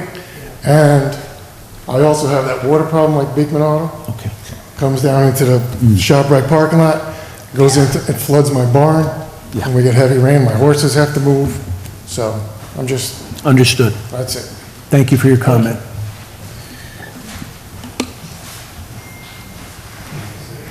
Don't be shy. This is an important time, if you're not going to be here on the 15th, to share your concerns. Because we're here now to hear your concerns, and then what we'll do is make decisions with the applicant about how to mitigate your concerns. Good evening, guys. Pat Beckley. I live at 17 Van Scoy Road. I grew up in Poquay. I've lived here for 38 years, and like Mr. Crane said, this is a beautiful building. I don't think it quite captures what we are for Poquay. As far as the scope of the project and how it's moving forward, what level are we at this time? Has it been approved to move forward in some way, or we haven't? Dan, if you could explain the steps that brought us to this point.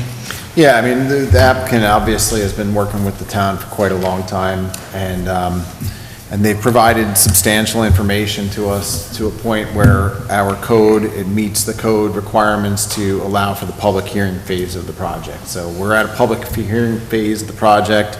Sometime after that, there's environmental determinations, preliminary site plan, preliminary subdivision, and then ultimately at the end, a conditional final subdivision, site plan, special use permit approvals from the board. So there's still a number of steps in front of So them. while it's been going on for quite some time, there's still quite a bit to do in order to finalize everything? Yes, and just so you understand, we're not here to decide what an applicant who owns a piece of property, Absolutely. has a right. Well, Mr. Sala has a right to develop this land. What you're seeing is permitted under our code. Gotcha. And that's where we're at right now. But as our town engineer has said, we're waiting to hear more comments from you now, because we've done what we feel is appropriate to bring it to this point together with the applicant. He worked very hard on it. Sure. And we tried to anticipate as concerns as possible. Understood. Okay, thank you. Thank you.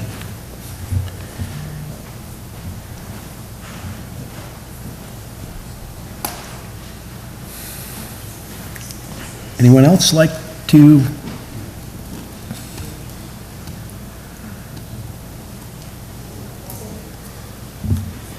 Maybe now would be a good time. Sir? Oh, Yeah, thank you. Yep.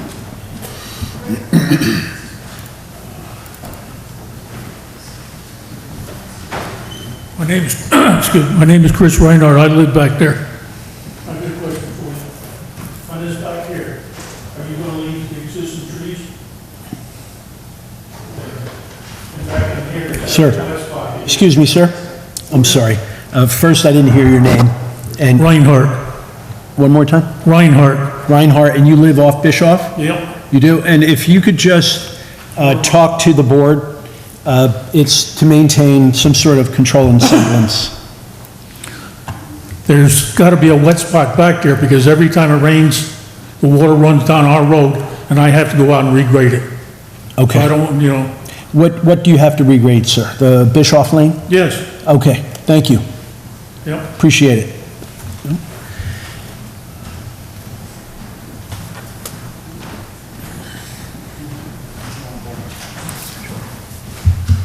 What type of rental, or are these gonna be bought, or rentals, short, long-term rentals, do we know? I'll let the applicant answer that. Okay. Yep, thank you for bringing it up.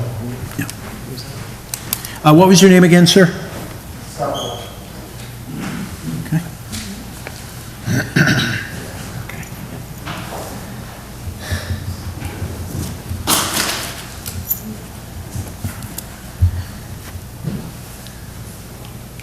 So we will have another opportunity All right, what we're going to do tonight now is we'll allow the engineer to answer the questions that you brought up this evening. All of this information will be in the minutes. And just so you know, these meetings are videotaped, so you can watch them again. And if you have any other questions, on August 15th, we will have the official public hearing. All right, Brian, I think, would you like me to go down my list, or would you like to go down yours and I'll check it off? How about I go down my list? I'll try to keep it as quick as possible for the board. Thank you. Because we've been here for a while, but I encourage anybody, if they have any additional questions or comments, just email the town planning department, and they'll get them to us and we can enter them into record. But probably working my way backwards from what I heard. New York State DEC standards, when we have a pre-development condition, we can't increase the runoff coming off of our site in a post-development condition, so we can't make the water, we can't impact your property from a velocity runoff standpoint, so we have to mitigate that somehow, so we hold that water back. So, and that has to meet DEC guidelines, so I'm hearing the concerns about drainage and about the Route 55 corridor. I think the drainage along the Route 55 corridors, I think we all know is kind of lacking, and the soil types within that corridor are not the best, so when it does rain, the water does run. So just hearing Manny's comments and some of the other comments of downstream neighbors, I anticipate us working with DOT. There may be a corridor improvement that goes along with our left turn lane. There may be some drainage improvements along Route 55 to try to get that water coming back behind the properties, but more into Route 55 and maybe down the corridor. Something that we'll explore.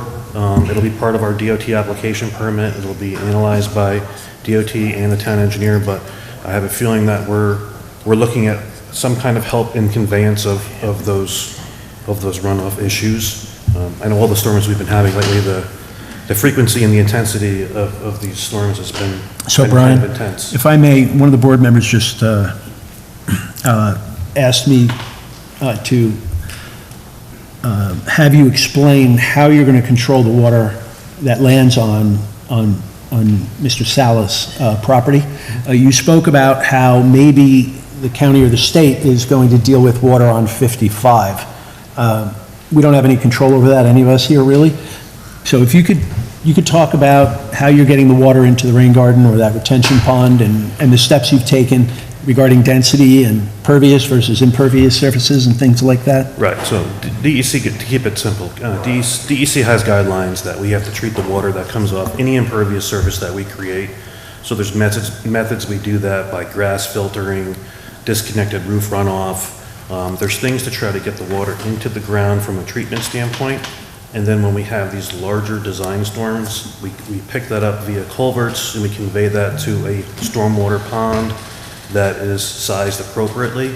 I think where we tie this into the DOT review and the corridor improvement is that we may take some of that runoff that currently runs behind these properties, maybe pick that up and somehow get it to the DOT corridor system. And I think that's something that we look at both from our standpoint in our site, and then we look at it from a DOT corridor standpoint. So any water that's coming off of our property now, we're gonna have to reduce how fast it comes off in our developed condition. And there's state guidelines that we follow, and they're reviewed by the town engineer. If I could just interject one moment, Chair. Thank you. I think the one concern from some of the members was the pre-construction condition. We know the plan for your post-construction condition, the post-stormwater controls, but currently, someone can correct me if I'm wrong, but currently they're experiencing a problem with the current basin. So will that be addressed? Will you be investigating it? Have you investigated? There might be some seepage from that basin that's getting into their yards. Will that be rectified as part of this process? Right, so when that stormwater pond was created or modified or shaped differently back before my time, there may have been things that were missed during construction, like a clay liner, things like that, to prevent hydrostatic push. into, let's say, neighboring septic or influencing it.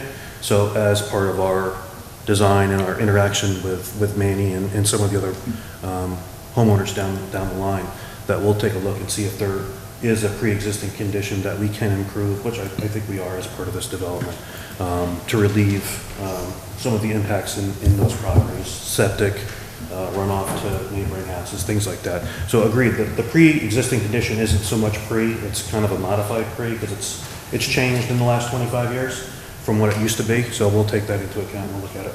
Great, thank you. Thank you.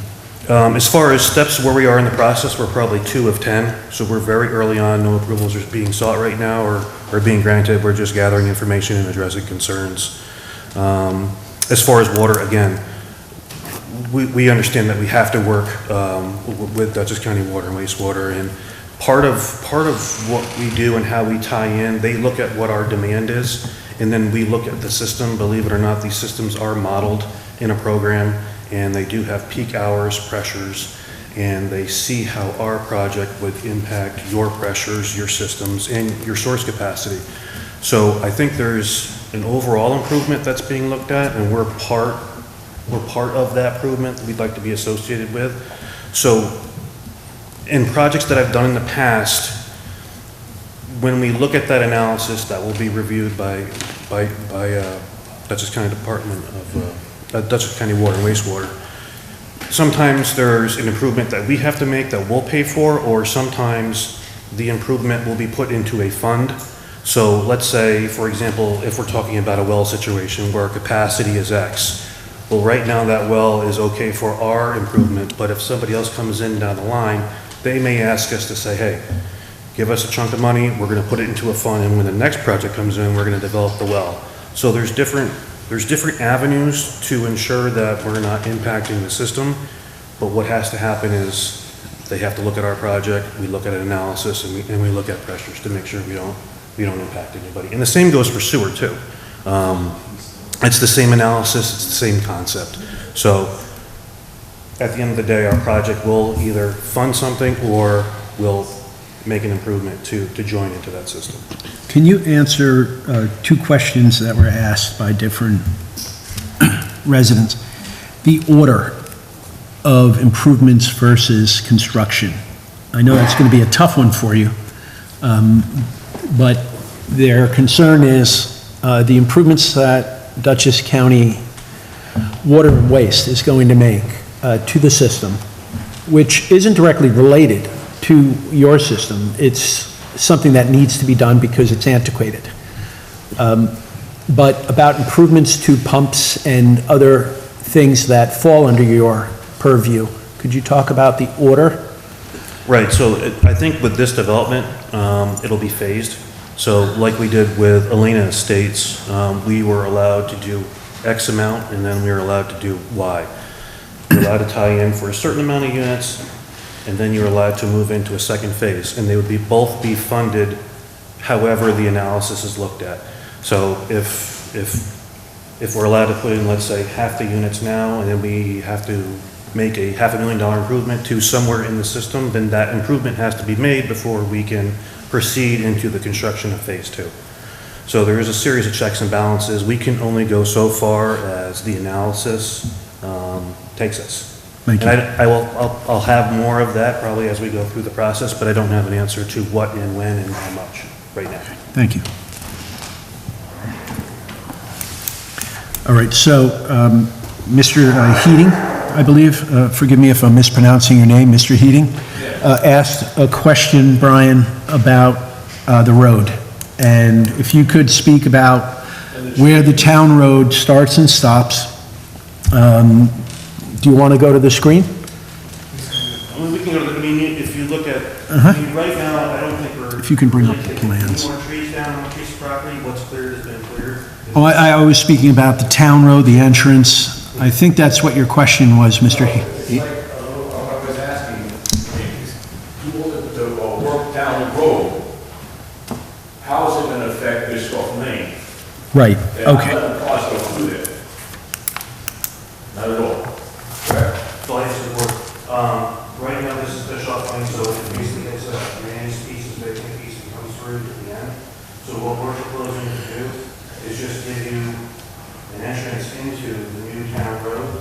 So the new town road is not near your road. We're giving you an entrance to the town road. So you're going to facilitate into the new town road, and then you're going to make a right into Bischoff Lane.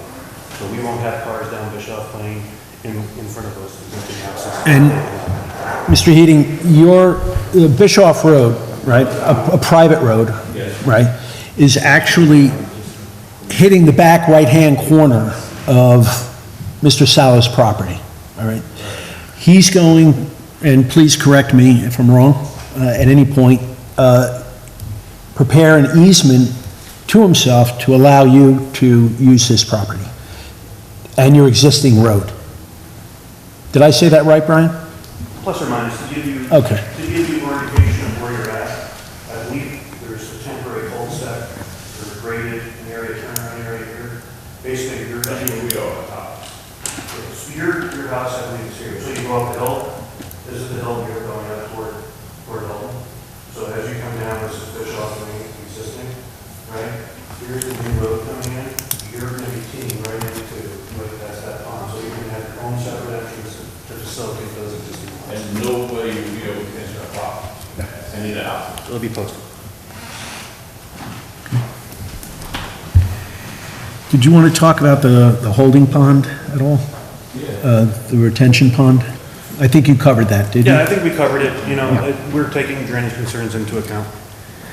Did you want to comment, or would Mr. Sala like to comment about who you'll be renting to or selling to, or what your intention is as far as tenants? Right now, we're step one of many.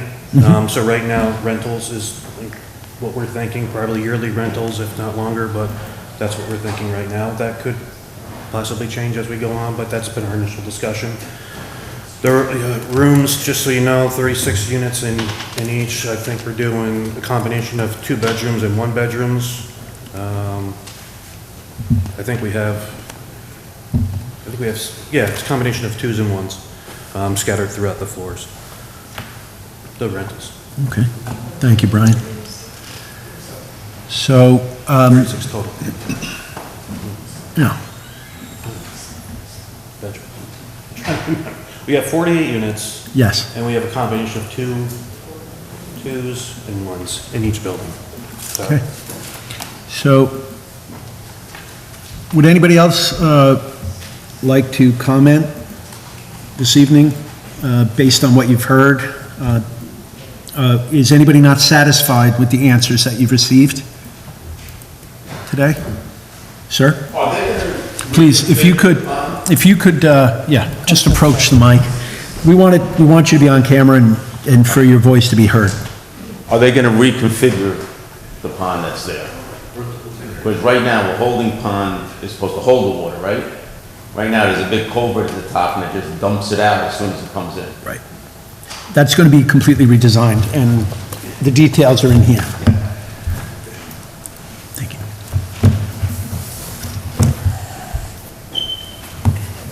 All right, if, Could I just, sure. so just if I'm understanding what I'm hearing, as a result of this project, some of the problems with drainage is going to be resolved, hopefully, and they won't have this water problem on their properties?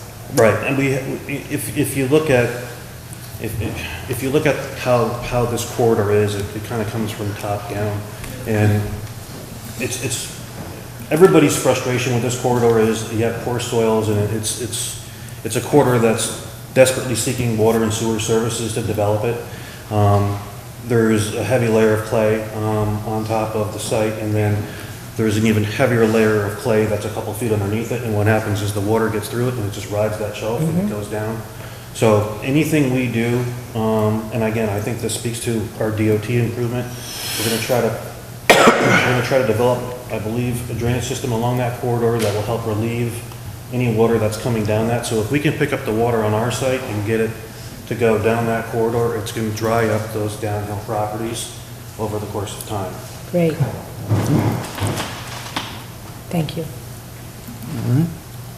So, thank you, Brian. All right. I've been asked if we could just take a 5-minute break. Can I have a motion for a 5-minute break? So moved? Okay. Second? Second. All right, all in favor? Aye. Okay. 5-minute break, Peter. Thank you. Yep, that's it. No more. I think. that's what I Okay, would thank you for believe. your patience while we took our break here. And we'll get back to the rest of the meeting. So, the next item on the agenda is Town Center Grove for discussion. Did you have a... Trying to get his attention. What's the... It doesn't matter. I think they had a big party the other night. Yeah, it's kind of cute.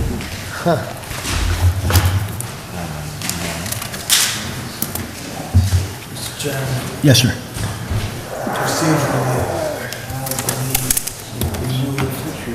Take a recess. Yeah. Well, they didn't open it, but, right? So the public hearing was never opened, but. We instruct the applicant, we need to instruct the applicant, the prior applicant, to comply with town code and publish for the public Okay. hearing next month. You just spoke. Brian, we neglected to instruct you to publish for the next meeting. Yes, sir. Thank you.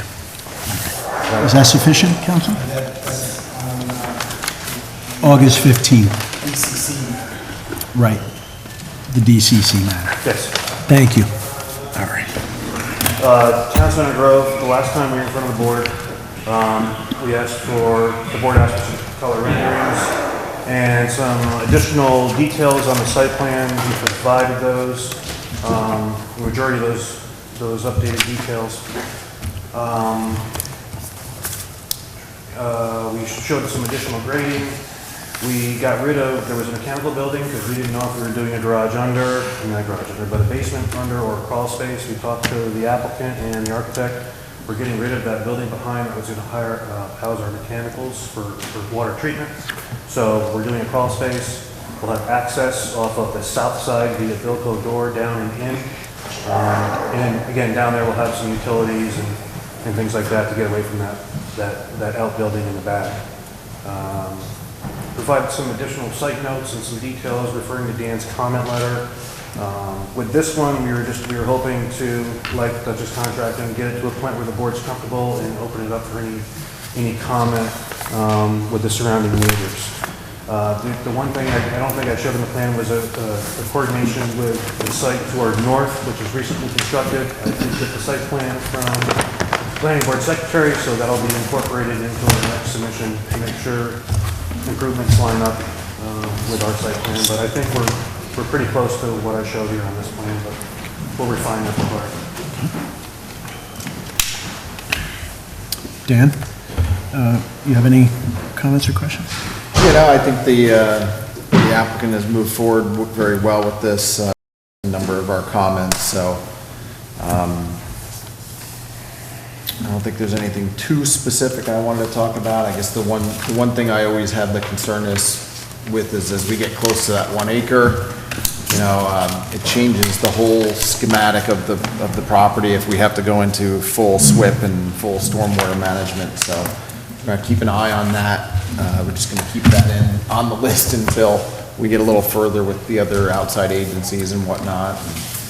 And then if it still ends up being below the 1 acre, you know, we may try to do some things to make sure that there's no accidental encroachments beyond the limits of disturbance that would require some sort of violation and then subsequent remediation.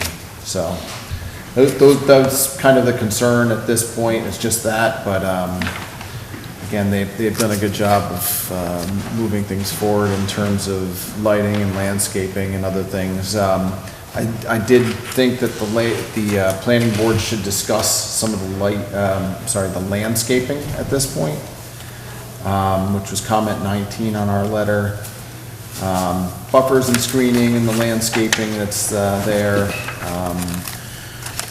They did swap out white pines that were previously proposed along Town Center Boulevard for red maples. I guess, what is it called, the Red Rocket red maple?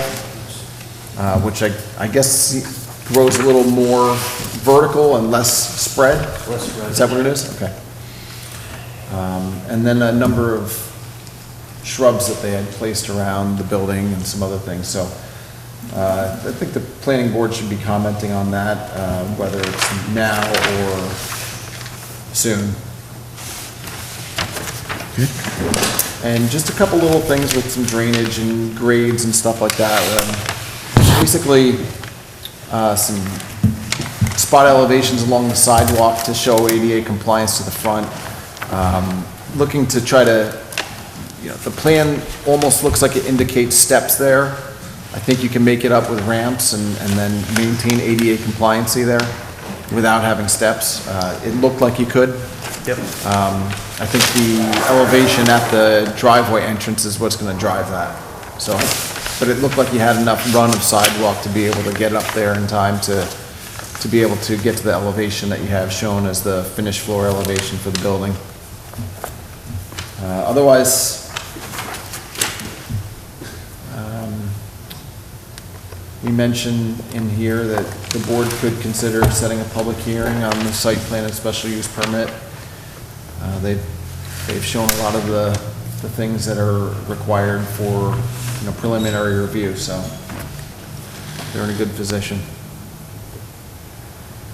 Rob, are you prepared to talk about the landscaping at all? I mean, I'm just absorbing it now. Sure. Okay. That's fine. Looks like he's using street trees, which is something we wanted to do in the town center plan. Aleth is going to bring it up on our screens. Let's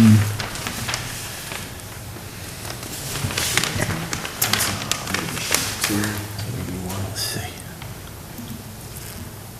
Little table right there. You see a table on the bottom middle? There's a table there, and it's. Oh. Yeah, it was just a preliminary layout, just Okay. to show some concepts on plan, and we're probably gonna tweak that as we go along. We add some ramps and tweak locations of plantings, but it's a good start, I think. Yeah, I don't have any comments on the planting. I'm interested in the stormwater plan, you're gonna use underground infiltration, Coltech units? So with this one, we're under the acre disturbance. We have a really small footprint. So the previous iteration of this had the expanded design with a subdivision of 2 buildings. From a stormwater standpoint and from a septic standpoint and just the overall, the way the site's configured and just trying to meet other agency approvals besides the planning board, it just from a design standpoint, it wasn't possible. So for this one, let's keep development limited. And let's work within the DEC regulations, which under an acre disturbance, we would require that level of stormwater protection. But the intent is, we'll have low spots in our driveway. We're gonna have drop curves where water can run off, and it's positioned that it would be running off across the vegetated part of, the existing vegetated part of our parcel, so there'd be like a natural filter strip. We would line the mouth of that with riprap so there wouldn't be any erosive velocity, so it could basically sheet flow across. So trying to keep the development limited and the impervious limited. Yeah, so then why do you need the Coltech? You're still gonna do the Coltech or no? No Coltex. That's just left on there from the past? Yeah, that may have been an old detail, submission deadlines. Oh, all right, okay, I got you, all right. No, I mean, I was okay with the project. He's limiting the disturbance, as far as I can tell, the plan is limiting the disturbance. He's keeping all the wooded areas there, and I like that in the plan. So I don't have any problem. It's actually, compared to the last application, it's a much smaller impact. It's just one, was it 4 units or something? 4 units, yes. So, and you're going with, we already had the discussion on the paving surface, that you're using gravel? Asphalt. This will be asphalt. Oh, it is going to be asphalt? Yeah, just from a paving standpoint, maintenance standpoint, striping standpoint. it would be pavement. Okay. I don't have any issues. Any other board members, any questions? Is that the color of the building, or is that just to accentuate it? I think it's exaggerated based Okay. on our plotter. All right, okay, I thank thought the you. same thing. The name of the color on the vertical hardy board was executive gray. Oh, okay. So, I mean, grays often are in the blues family. But not that blue. You know, what, I had mentioned in the letter, I think I had asked for some swatches of the actual colors from the architect. It's, the plotter gets a little crazy. Okay. The PDF is more representative. Okay, anything else from council, or, so we can move to Schedule a public hearing. make some approvals per your You could suggestion? consider setting up a public hearing at this point. Okay. Yeah. I'll make a motion to set a public hearing for August, what's the date, 15th? No, 15th, 2024. Okay. Have a second? I'll second it. Okay, all in favor? Aye. Any abstentions? Nays? No? Okay. And just for the record, there was a 239 referral. Planning, Dutchess County Planning had responded back with a number of comments.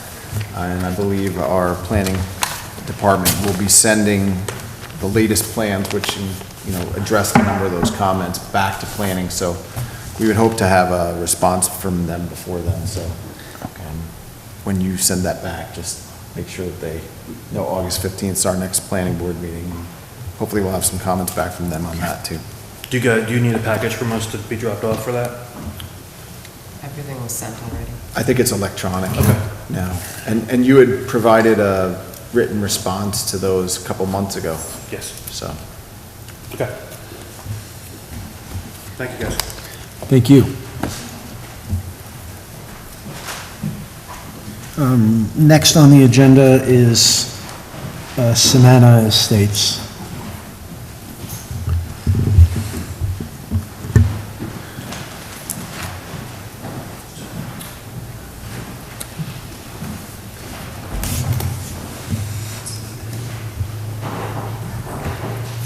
Good evening. My name is Amy Patain, and I'm from the LRC Group, here representing the applicant LMDH Property Holdings, and they are here tonight as well. I know we've been in front of the board before, or this project has. We took over as project engineer, so just a little refresher for the board. This property is located in the R45 district. It's about 6.3 acres, and it's located on the corner of Beekman Road and Greenhaven Road. The applicant is seeking a 5-lot subdivision. Each lot would contain a single-family residence with proposed septic and well, and proposed driveways. Lots 1 and 2 would be from Greenhaven Road, and lots 3, 4, and 5 would come from Beekman Road. We've met with Dan in preparation for this meeting. We've also met with the developer on the opposite side of Greenhaven Road for drainage concerns that have been brought up by the board that could affect that project as well. We're looking for guidance from the board for next steps in the seeker process, and we're here to answer any site-specific or drainage questions. Dan, is this the project that backs up to the firehouse, the fire property? To lands owned by the fire department, yes. It's on the east corner? Yes. It's on the east corner? Southeast corner, maybe? Southeast corner? This Yeah. was the property that was sold. Is this the property that The whole thing's underwater. was underwater, and that we've got the undersized culvert? Correct. That goes under? There's an 8-inch culvert that crosses Greenhaven Road, so Okay. the applicant's engineer can probably speak to some of those improvements that they're Okay. proposing here. We've upsized piping and added catch basins and stormwater conveyance piping on both sides to channel the water and upsizing that pipe on the west of Greenhaven from an 18-inch to a 8-inch to an 18-inch, I believe, which will help capacity tremendously. So you said from an 8 to an 18? Currently, it's an 8, I believe. It's Yeah. existing 8, and we're bumping out to an 18. Where's the water going? Excuse me? Where is the water going? Well, yeah. Coming Yeah. from, basically the bottom, the north side of Beekman, and it comes across Beekman Road, and there's a low spot, so we're installing catch basins along and then down towards the center of Greenhaven, which will capture all the water and then bring it out onto the opposite side of the road. Over to the other side of Beekman? On the side Bring it to the other side of Oh, Greenhaven. Greenhaven. Oh, okay. Okay. So is there going to be increase in runoff to the other side of the road, post-construction? No, it'll be the existing runoff. Yeah, Doesn't- so that's part of the reason why I suggested that they speak to the Charbel folks, because Charbel is the development across Greenhaven Road. And there's some 20 by 20 county drainage easement on their property that allows for this 8-inch pipe. So in theory, yes, you're correct. You go from an 8-inch to an 18-inch, the rate of runoff can certainly happen faster. So that's why I suggested they try to work with those folks, because once it gets through the Charbel development, then it's in the Fishkill Creek. So it's getting to its ultimate discharge location there before obviously getting to the Hudson. But- Presumably, some of it sits in the corner of this lot. Right, I was just gonna ask, are you grading And then any of this up? Infiltrates at that point. We're raising the driveways to get them up. You know, What about the homes? I'm not, yeah, I believe we have adjusted the finished floor elevations. I'm curious, yeah, have you seen the pictures that were taken when it was underwater? Yeah. Yes, we do. Okay. Yep. But I'm just saying, presumably, currently, pre-construction condition, it's sitting in the corner of that lot. And of course, if I'm the owner, I'd love to dry my lot up, but not at the expense of my neighbor. You know, if the water might chronically sit there and then infiltrate at that point. Now you're facilitating its movement off-site to the adjoining lot, as far as I can tell from your description. Won't that be altering the hydrology in a way that it's increasing runoff off the site? Yes and no. The problem is the undersized piping that runs under there. So it's not allowing the amount of water that is into the site or around the site to get properly through. So the condition of upsizing the pipe will tremendously help with remediating water in that area. No doubt it will. It's Well, going to get I think- the water from one side of the... Overall, If you ask the guy across the street whether it's proper that it gets, that culvert gets increased to allow the water to get to his lot, I don't know if he would think that's proper. So I'm the one that took the photos, all right, of that collection of water. And the water stayed on that lot for several days before it drained into the earth, right? So Rob's point is that rather than that water stay on that property and drain into the ground, you're going to be increasing the flow to the neighbors downhill. May I make a suggestion? You know you were here before. The confidence level of the board, and I don't want to speak for everybody here, but the confidence level is going to be questioned if we're bringing up these things and you don't have definitive answers to address the water, how it's going to be mitigated, what's going to go across, and a definitive plan. Otherwise, it's going to be the same scenario we had in the beginning, where it's going to be, we're going to need third parties potentially and validate what's being said. So it needs to be very clearly laid out how this is going to be dealt with, because this is, every one of us has seen this property be wet and stay wet. Not just because of the pipe, but just the way the water sits there. Does that make sense? Yeah. So are you recommending a wetland specialist? Because that might be a good idea. I'm just No, yeah. cautioning Yeah. that I haven't heard anything that's instilling any confidence yet. Right. Well, let me put it this way. We're going to be asked to sign off on a seeker that indicates there'll be no impact to, no impact to wetlands, no impact, there'll be, no alteration to the hydrology. I'm not sure how we're going to be able to sign off on that. If you're telling me that the pipe was clogged underneath Greenhaven and you just unclogged the pipe, you fixed, but you're increasing the pipe. So downstream flow may increase. So that's my concern. You're here for a discussion. That's what I'm telling you is my concern. But also for the slip, we have to meet pre-post conditions too. So like the previous engineer says, we can't introduce an extraordinary amount of water off-site. You have to maintain it and treat it, and using the catch basins are conveyance and also a best management practice too. So it's working in ways to alleviate the drainage on these corners of the property. I mean, catch basins aren't a treatment measure.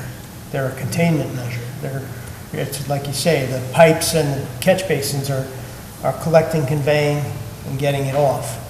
A treatment measure would be like what we were talking about on the previous application, underground cultic units, stormwater ponds, stormwater wetland.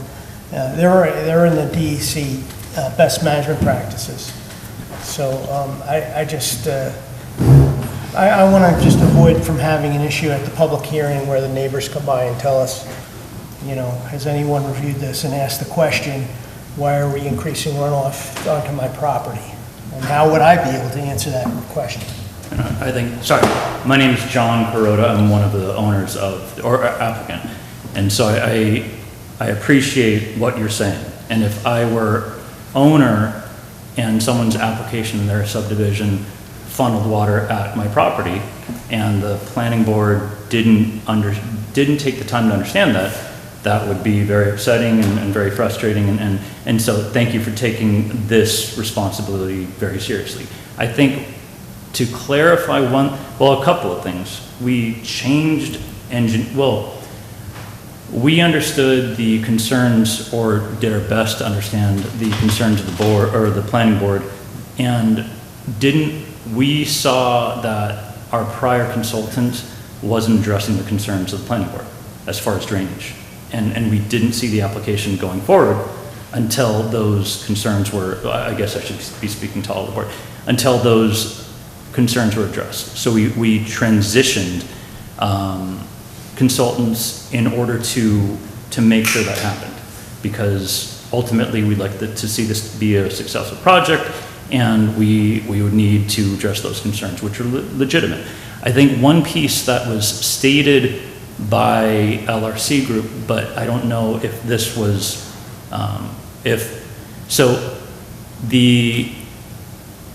the property has frontage on Beekman to the north, and it has frontage on Greenhaven to the west.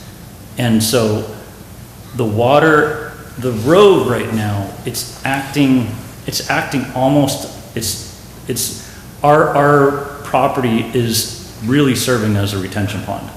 The Greenhaven Road is holding back water.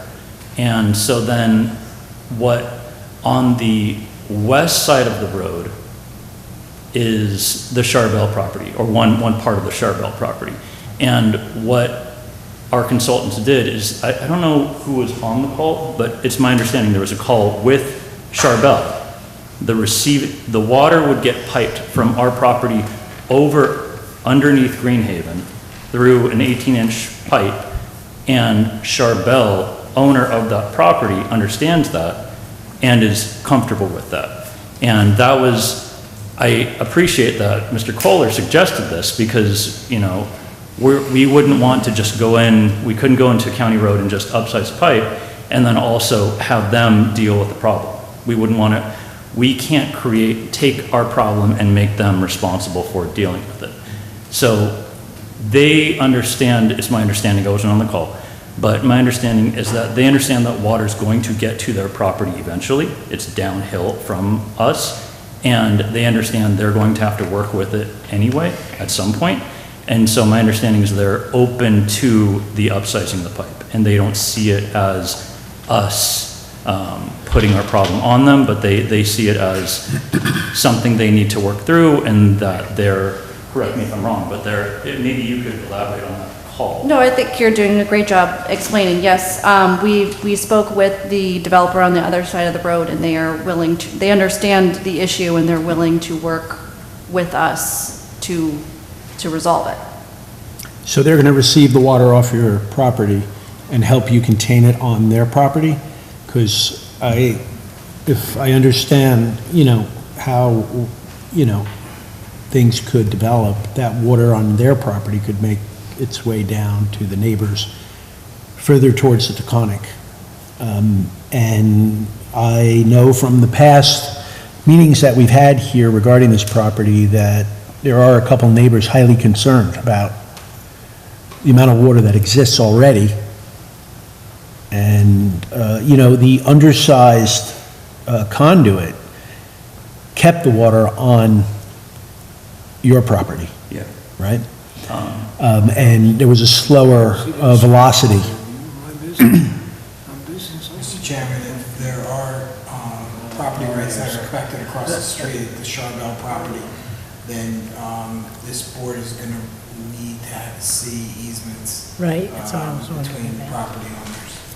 Yeah, but even if they have some allocation or some agreement with the neighbor, that's the old way of doing things, was to facilitate the movement of water off your property. Now we have all these new stormwater laws that say you can't alter hydrology. What probably happened at one time was there was a stream that went through. In fact, it's on like one of our it's on one of our maps. And there was a stream that had come through this area, and then it worked its way, and it went through there, through to the other side of Greenhaven Road. What this proposal is doing is conveying it underground through a conveyance system of piping. I don't know what our stormwater regs permit. If the stormwater regs permit that, then the only question is, all right, is the neighbor okay with it, and should there be a formalized agreement allowing that? But we want to make sure that there's reasons why we don't want to speed water off the site. If there's a wetland there, and so that, now I have a simple question. Is there a wetland there, or is there a water course there, and how do you know? Did you have any wetland delineation done? Is there, because there is a flag on the site. There was a line, at one point there was a stream there. So for us, that's a flag that says there may have been once a stream there. Has anyone done any wetland delineation to determine that? We had Michael Newhickey do a wetland delineation, and that was included within this submission as part of the EAF. So, Okay. And the other thing is flood retention, flood storage, right? Like, this neighbor may be okay to say, all right, pass it through me, but if you're increasing runoff downstream, beyond that guy, if everyone's doing it in the town, collectively, whatever it is, Wappingers Creek, that can cause, or can add to flooding downstream. The biggest problems are not the biggest problems occur downstream, at the end, where you can't do anything about it.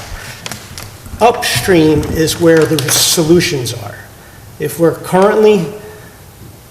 is currently impounding in one place, and we want to relieve that and dry it, I get that. We all want to make sure our property's dry, but we don't want to do that at the expense of downstream properties. We don't want to increase runoff. So I think at some point there needs to be some kind of hydraulic analysis that demonstrates that, it's negligible. We are moving water off-site, but it's negligible. There will be no downstream destruction, right? I just get nervous when we start increasing culvert sizes and things like that. That increases runoff, and that's a big concern in New York State and in our town. think when this came up the last time too, the surrounding neighbors on the other borders of the property that came to speak, when it was Gillespie, I'm pretty sure they had equal issues with existing water on their property as well. Yeah, so just to refresh the board's memory, there was a public hearing already on this, it's closed. There was water that comes from the east. One of the neighbors to the east had already mentioned that. There's a culvert pipe that comes down, basically picks up a lot of drainage from Martin Road, and it brings it across Beekman Road from north to south onto the property, and then it kind of sits in the middle of the property near lots 3 and 4. But some of it also appears to go southerly through the Beekman Fire Department lands. And so what they're doing is they're trying to capture that and bring it back behind the lots. You'll see a piping system and an easement there. One of the things I'm mentioning is maybe working with the fire department too, because that's an off-site property that we've seen the flooding in the middle of this property as well. I know John had some photos of that. I had seen someone had some photos of that as well. It was about a 1 acre pond. I mean. Well, between the two, yeah. And And then there's the west side of the property, which is that other culvert that they were mentioning, Beekman Road, and then is basically, Greenhaven Road is acting as basically a dam to that water. Yeah. It's a undersized pipe. Nobody uses 8 inches for culvert pipes, and it's very high. So even the fact that water gets to it, it doesn't even have head to build pressure onto it to actually push it through. So the 8-inch conduit that goes beneath the road is super undersized. This was shown as a Class C stream that possibly came through here before in the past. A lot of the water on the property to the north of Beekman Road, it just goes into the ground up there. There's a lot of sandy soils here, so despite the sandy nature of the soils, there are still times when this property floods because when that water does get rushing down, it comes down through. Ultimately, there's ponds and discharges up further that serve the Toll Brothers development from Heather and Melanie. And Melanie, that's right, thank you. My sisters. So there's a large drainage area that comes down to this property, it comes through. When it goes across, Charbel has 4 lots, I believe it's 4 lots, where this drainage would kind of go to the rear of that lot, and then it goes into the Fishkill Creek, which has a very large floodplain through there already as it is. So, you know, in terms of the impact to the Fishkill Creek, it's probably marginal as compared for allowing what they're an 8-inch pipe now versus upgrading that to an 18. Understand the concerns for sure, Rob. So, you know, we've talked to them about having some numbers as well, just to kind of have an understanding of what we're looking at, and if they can make some agreements with their neighbors to help facilitate the movement of water, because frankly, their property has become a dumping ground for water. Well, I was gonna say, all the remaining big properties in town, there's not many left, but, like our farm, it used to be dry. There are parts of our farm used to be dry. Now we have a development next to it, and now, just like some of our fellow farmers in the community, they have fields that are, I talked to other farmers, and that area was never wet. Whenever I grew up, it was never wet, now it is. And there's development all around, and everybody wants their little lot to be dry, but someone's got to receive that water. And so I am a little sensitive to the issue, because, you know, all right, should I now take my water and give it to my next guy, the guy they gave it to us, and they made our parcel wet? Now do I have to, now am I okay? Is everyone all right if I move it to the next guy? And so that's why the stormwater laws are written the way they are. It's unfortunate that your parcel had to be subject to all the developments above it. And I would hate for someone to increase the pipe size under Beekman Road on you, and that would cause more problems on your property. As far as the other elements of the development, I was happy with where they were going with it. I'm hoping you're not going to change some of the elements, such as he was concentrating the driveways in the development such that he was going to allow for leaving a lot of the trees, and that you're not going to clear cut in all these lots. I'm hoping that's still in the plan, and so I was satisfied with that. I think we're moving along well. I wasn't, I didn't understand what issues might have been with, you know, what you were having with the development. We weren't having issues. The only issue we had was that one drainage area, as far as I recall. That was the only issue I knew of. Just one thing I want to correct, I misspoke before. So the report that Mike Nowicki provided was a site assessment, a habitat assessment. There is no delineation because there's... I think he may have, I thought he did. He did a delineation? Oh, okay. Yeah. He confirmed that. Yeah, that's what I meant. He confirmed that there's no wetlands, so there's no delineation done. Yeah, I don't think the soils here support wetland, but, you know, it's... So it sort of floods and then it infiltrates because they have sandy soils. That's what happens to a lot of it, because it is Yeah. sandy soil, which isn't normally a hydric soil indicative of a wetland, so it really does infiltrate. And part of it is, like I'm saying, the property to the north of this, I walked it. John and I walked it, actually, because when the previous engineer kind of was saying there's no water on this property, and there's a lot of water contributing drainage area that comes down here. How can there be no water? So I walked up it, and literally there's running water further upstream. Yeah. And then as you got down towards the bottom of the property that's north of here, it went into the ground.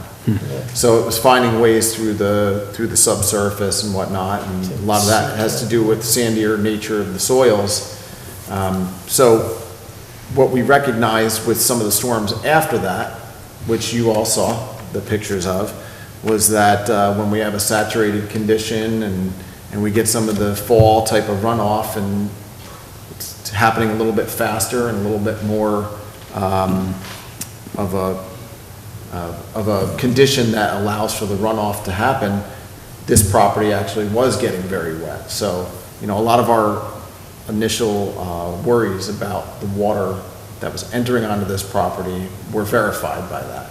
So we're just trying to figure out if there's ways to, and I should say they're trying to figure out ways to make it so that the property still has value in terms of the development, while also trying to be as sensitive as they can to their neighbors, which is why we spoke about, you know, reaching out to your downstream neighbors and at least seeing if you can secure ways of going through their properties safely, you know, conveying it in such a manner that there's not erosion and things like that that will, you know, affect the Fishkill Creek, which is the next water body, which is through about 4 existing approved lots that are not built on right now.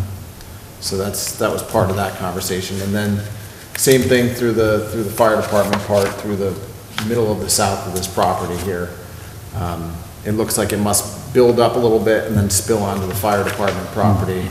And when you look at the overall picture of the fire department property, there's a large valley that runs down, and that also just goes right in down towards the Fishkill Creek from there as well. So. If I can just, I think as applicant, we really want to take the board's concerns very seriously. And so then one other entity that we met with beyond the town is that, and the owner on the other side of the property was the county, because it's county roads on both roads.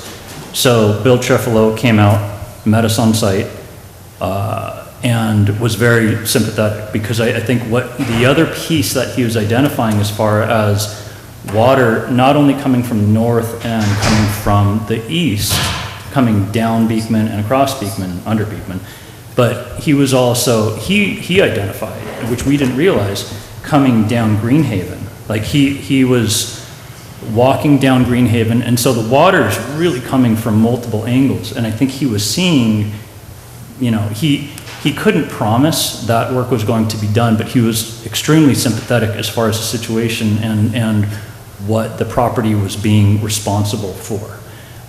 So we haven't then gone back to the county with this proposal, because we're gonna need their permission to do the work under the road, but I would be very surprised if they weren't open to it, from a standpoint of realizing that this water's pushing up, again, it wants to get through, it's pushing up against the road, and so then there's another entity that I have a feeling is gonna be open to the work, and hopefully it's something that our property, and I'm not saying it's unfair, but our property is being hit with water from multiple directions, so I think the thing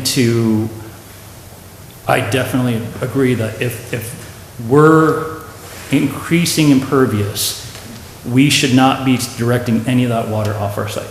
But this, I think the bulk, and the pictures were really helpful to see, because then it was like, wow, there's a lot of water here. And seeing where it went in the middle of the road, like it's a very legitimate concern. And so the piece, just to reiterate, is that we're not trying to say, hey, here's all this impervious, we want to have all this paving, we want to clear all these lots and really do massive homes. We're talking 22 to 2,400 square foot homes. We're talking, you know, we want to do as little site work as possible. It's cost effective, it's just better. But then the other thing is that I think the bulk of this water is coming, and whatever study the town needs, absolutely, but the bulk of this water is coming from other properties. And so it's not saying we don't want to be part of the solution, but I think that's the piece where we want to work with whatever the town sees as acceptable in order to find a solution that works. So, yeah, whatever comments you have, we want to receive them. I guess I would just say there's going to be a balance there too, because technically at this moment they have less than 5 acres of disturbance, so they're not subject to post-construction stormwater controls.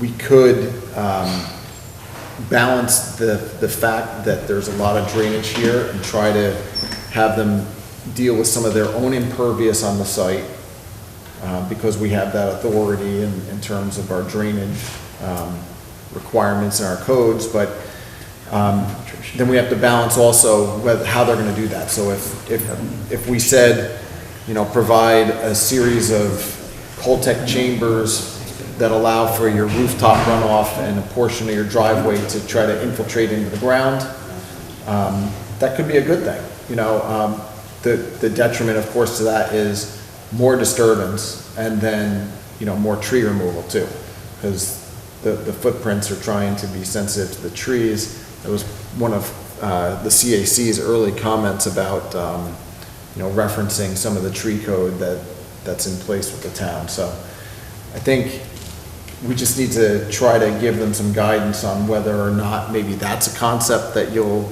like. You know, maybe you can support the concept of them talking to the neighbors and trying to work out easements, let's say, and trying to take care of some of their own drainage, because a lot of this is intended to pass through. It's just the way it's set up. Like I said, an 8-inch pipe, no engineer would ever design an 8-inch pipe to cross a county road. It's just not what we would ever do. So for whatever reason, at some point, somebody put an 8-inch pipe there, probably the county, but I mean, it's grossly undersized.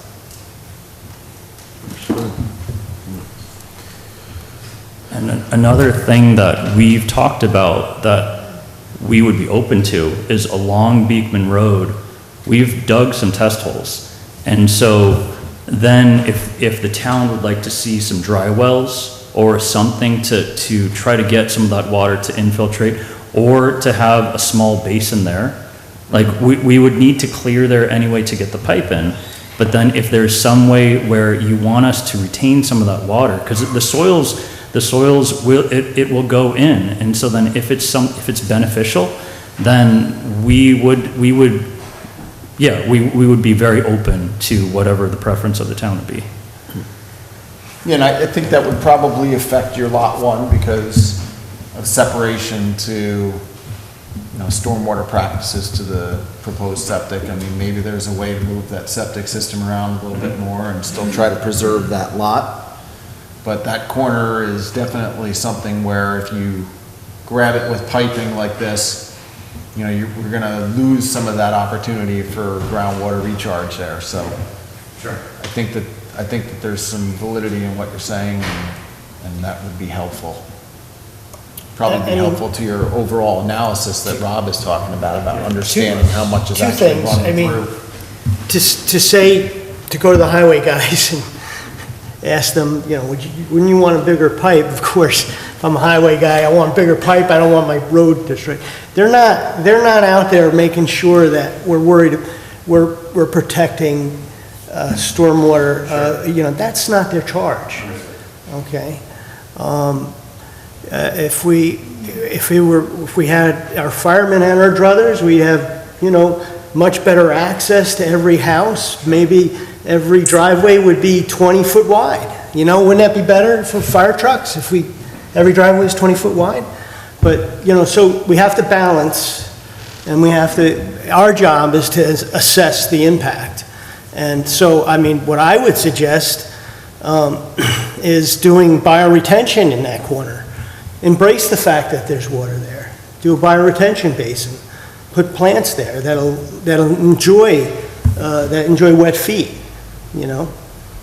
I know a lot of people want to rush the water off their site, but then it becomes the neighbor's problem. And you have one neighbor saying it's okay, but what about the guy downstream from him?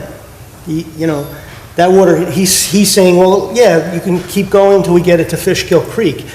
And I know it's only 5, Rob, you're catastrophizing, it's only 5 units. If we accept that for every 5-unit subdivision, then Fishkill Creek now has that flashy condition, it already has that. It already has degradation. It's got this flashy flood conditions with these erosive conditions on the edge of the stream that's causing sedimentation, that's degrading the habitat. And so there's reasons why I think it's just a simple thing to say that on everybody's property, and it's a conservative principle, I deal with my own water. I'm not going to increase onto my site. I'm not going to make my problem anybody else's problem. And that's just my opinion, and I'm not going to, I don't know that what I need to see is a hydraulic analysis demonstrating that there won't be any impact to downstream flooding. And I think I'm giving you some positive input on how you might handle this situation in a different way that could be beneficial both ways. Thanks, Rob. Yeah. So I think that's a great plan.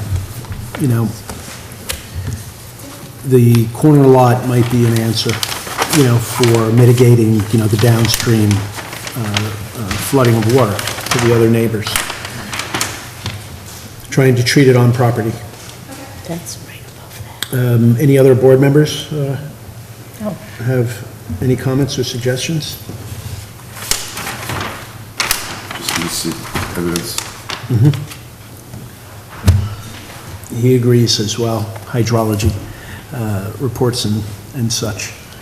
So, any other questions or issues discussed? No? All right, thank you. Thank you for your time. Thank you.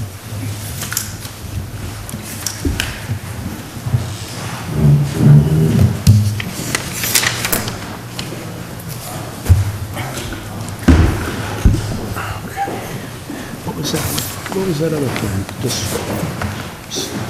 nothing, right?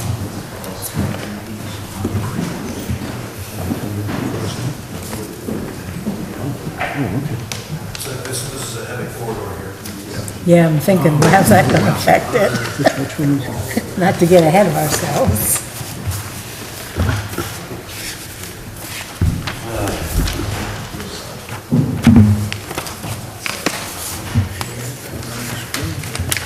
I think she's going to.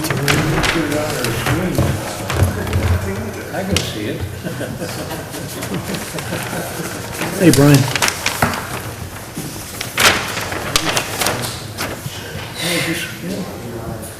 Look at that, across the street. Yeah. Yeah. The property to the north. The property to the north. Oh, God. Oh, there'll be no runoff with this one, Brian. Right? No, should be no problem. No mitigation for both of us. Jesus Let it roll. Where is this one? Right to the north. Right to the Right across the street. Oh, across the street. This is the one that has the culvert that comes across the cement. That's got some slopes too, doesn't it? Yes. Yeah, there's some. Yeah, it's pretty steep. Okay. How many are we stuffing in this one? It's 26. 26, 72 acres, so 72 acres? property across the street from Greenhaven, Beekman Road. It's in the R45 zone. So we just standard conventional layout, proposed town road, individual well and septics. There's actually a ridge that kind of rides through the center of the piece. And actually, the road pretty much follows that ridge. That kind of runs through the property. If you look at the historical axis of this property back in the day, the front third used to be an old farm, it had a house on it. The area along Beacon Road was cleared. Brian, hold on a second. Yeah, Excuse us? Excuse us? yeah. I'm sorry, we can't hear. Thank you. Thank you. It's all right. Sorry, go ahead. If you look at the historical maps, the frontage along this piece, there used to be a house sitting here, it's clear as part of an overall estate. Over the course of time, the forest has kind of reclaimed the area. Again, individual wells, individual septics. If you look at parcel access, it shows this ravine actually ripping right across the center of the parcel. Had Mike with you out there doing the preliminary as part of our feasibility with the client. That ditch line does not exist. So basically the water sheds east to west. And again, the road follows the ridge running through the property. The area that we're showing shaded are slopes greater than 15%. So what we try to do is lay out home sites that can support a septic and grading for a house. So I showed home sites away from those areas, septic systems away from those 15% slopes. So it basically, it forces the development in toward the road.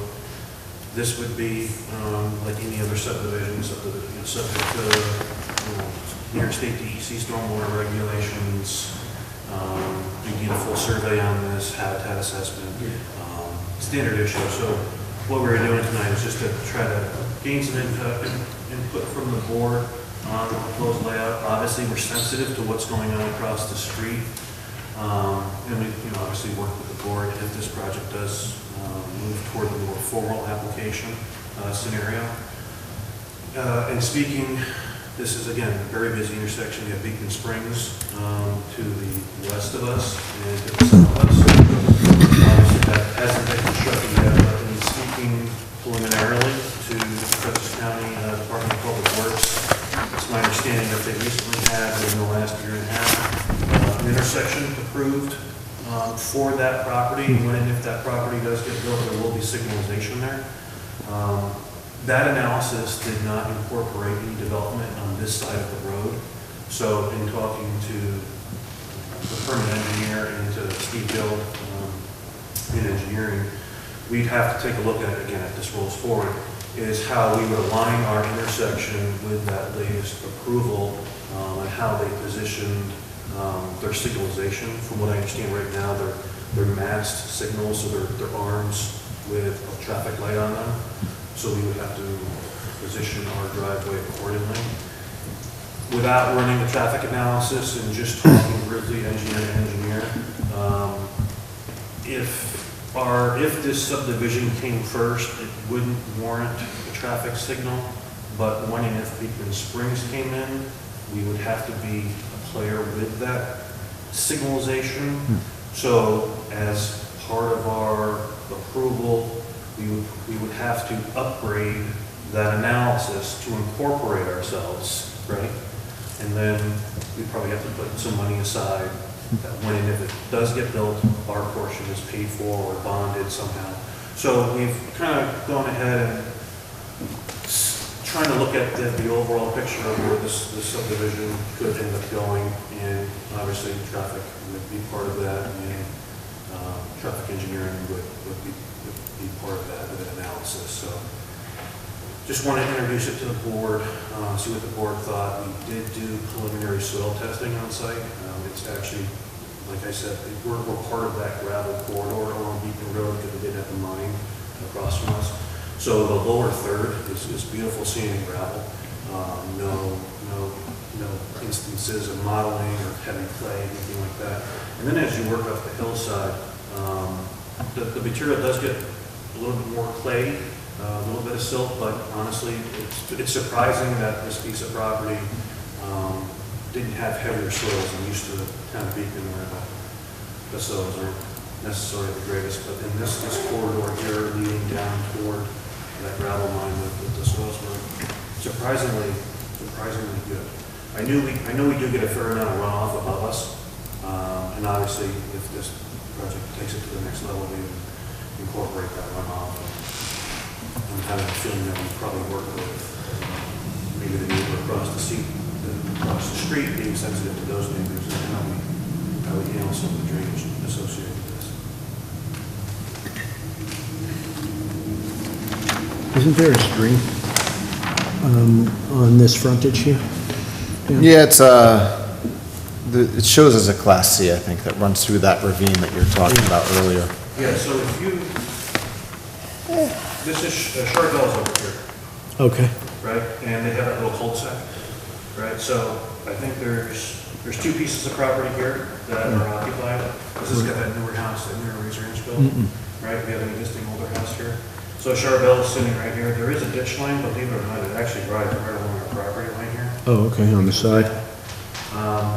It does, USGS does show some, it does show a ditch line through here, but like speaking to what Dan said before, when we had to look at the walk it preliminarily just to see what we had, I think it was during that dry period, he walked it, didn't see any running water. Right. You know, and it makes sense that as you kind of explore, you know, this lower area here, that's all sand and gravel, so if there is something up top, it's eventually getting its way into the ground. Right. So obviously something to explore more as we move forward, but we did have Ricky out there, and he did confirm that this ditch line here does run along here where Charbel is, and if you look at the Charbels, it kind of mapping, it kind of matches up.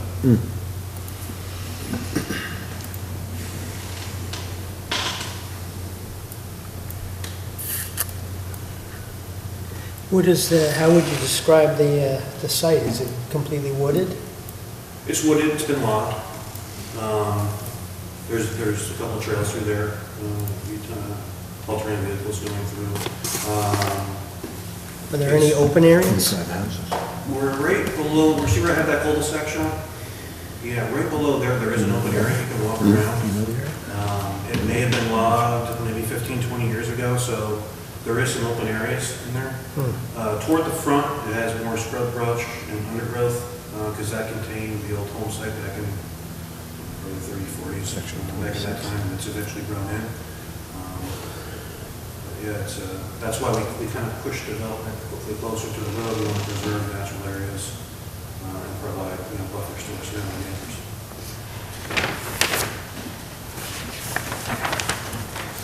What size are the lots? What's lot number 1, say? 72 acres. That's probably your smallest lot, right? Yeah, that's our smallest. We're probably an acre and a quarter. That's probably our smallest, and then we go up from there. Lot 15 being probably your biggest. Yeah. Or lot 13, that's like 3 acres or something? That probably even be a little higher than that. Yeah. And again, we're showing USGS. I don't have a formal survey on this, but the concept was to stay off our steeper slope areas, full development.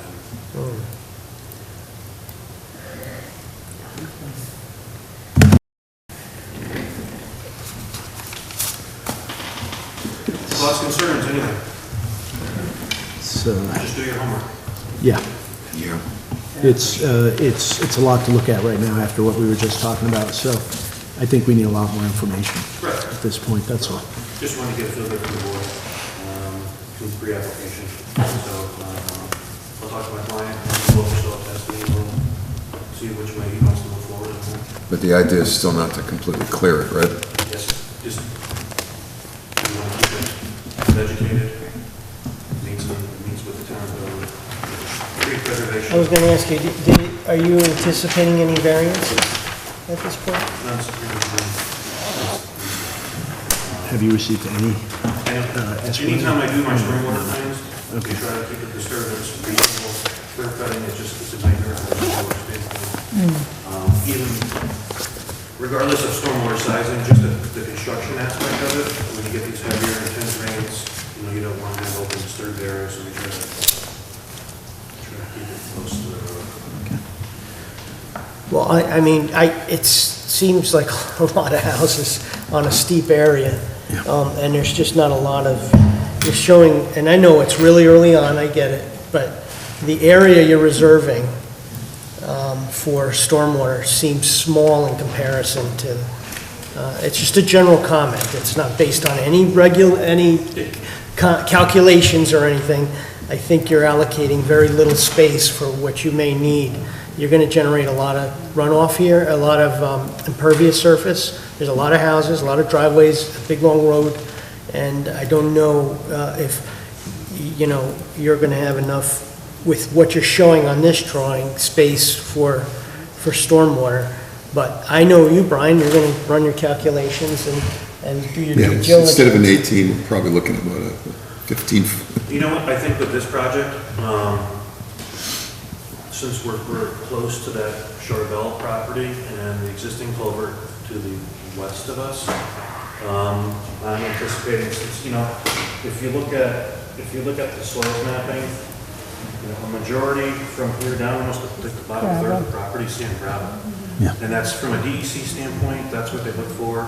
You get excellent credit for that. Oh. So we would obviously do pre-treatment, probably with a hydrogen separator or something like that that can be maintained easily. And then our stormwater is going to be probably an infiltration aspect. And we've been through this process, but we try to keep treatment up by the house, we actually run off, we try to get the water into the ground at the home site before it kind of takes off and goes downhill. Am I wrong? What's the average size of these homes? Probably like 24 inches, between 24 and 26. Am I wrong in saying that if done right here, right, I'm not sure if the density, will allow you to, treat all of the water the way that it needs to be. Will it mitigate the concerns that we have on the Samana across the street? It could possibly,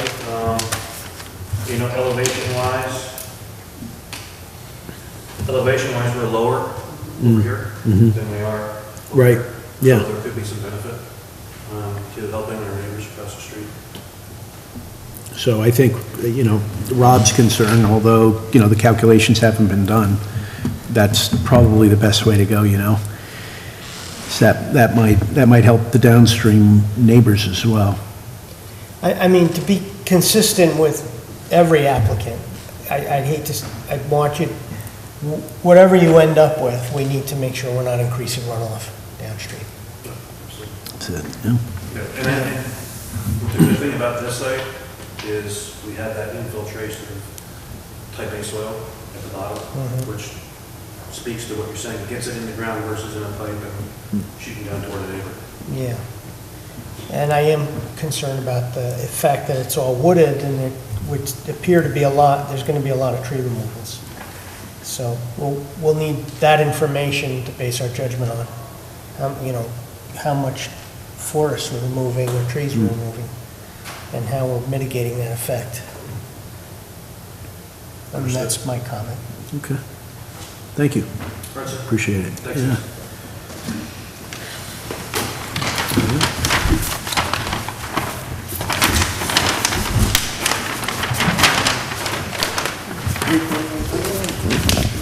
I know.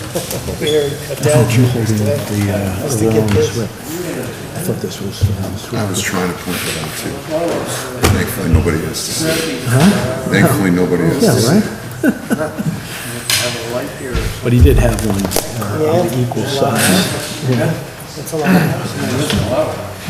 It's more traffic. I'm sorry. It's bigger schools. Okay, can I have a motion to close the meeting? I'll make for a this evening? motion to close. Thank you. All in Second. favor? Second. No, actually, we had a, yeah. All right, Oh, you have a second? Aye. Aye. Thanks, Rob, for your insight. It's invaluable.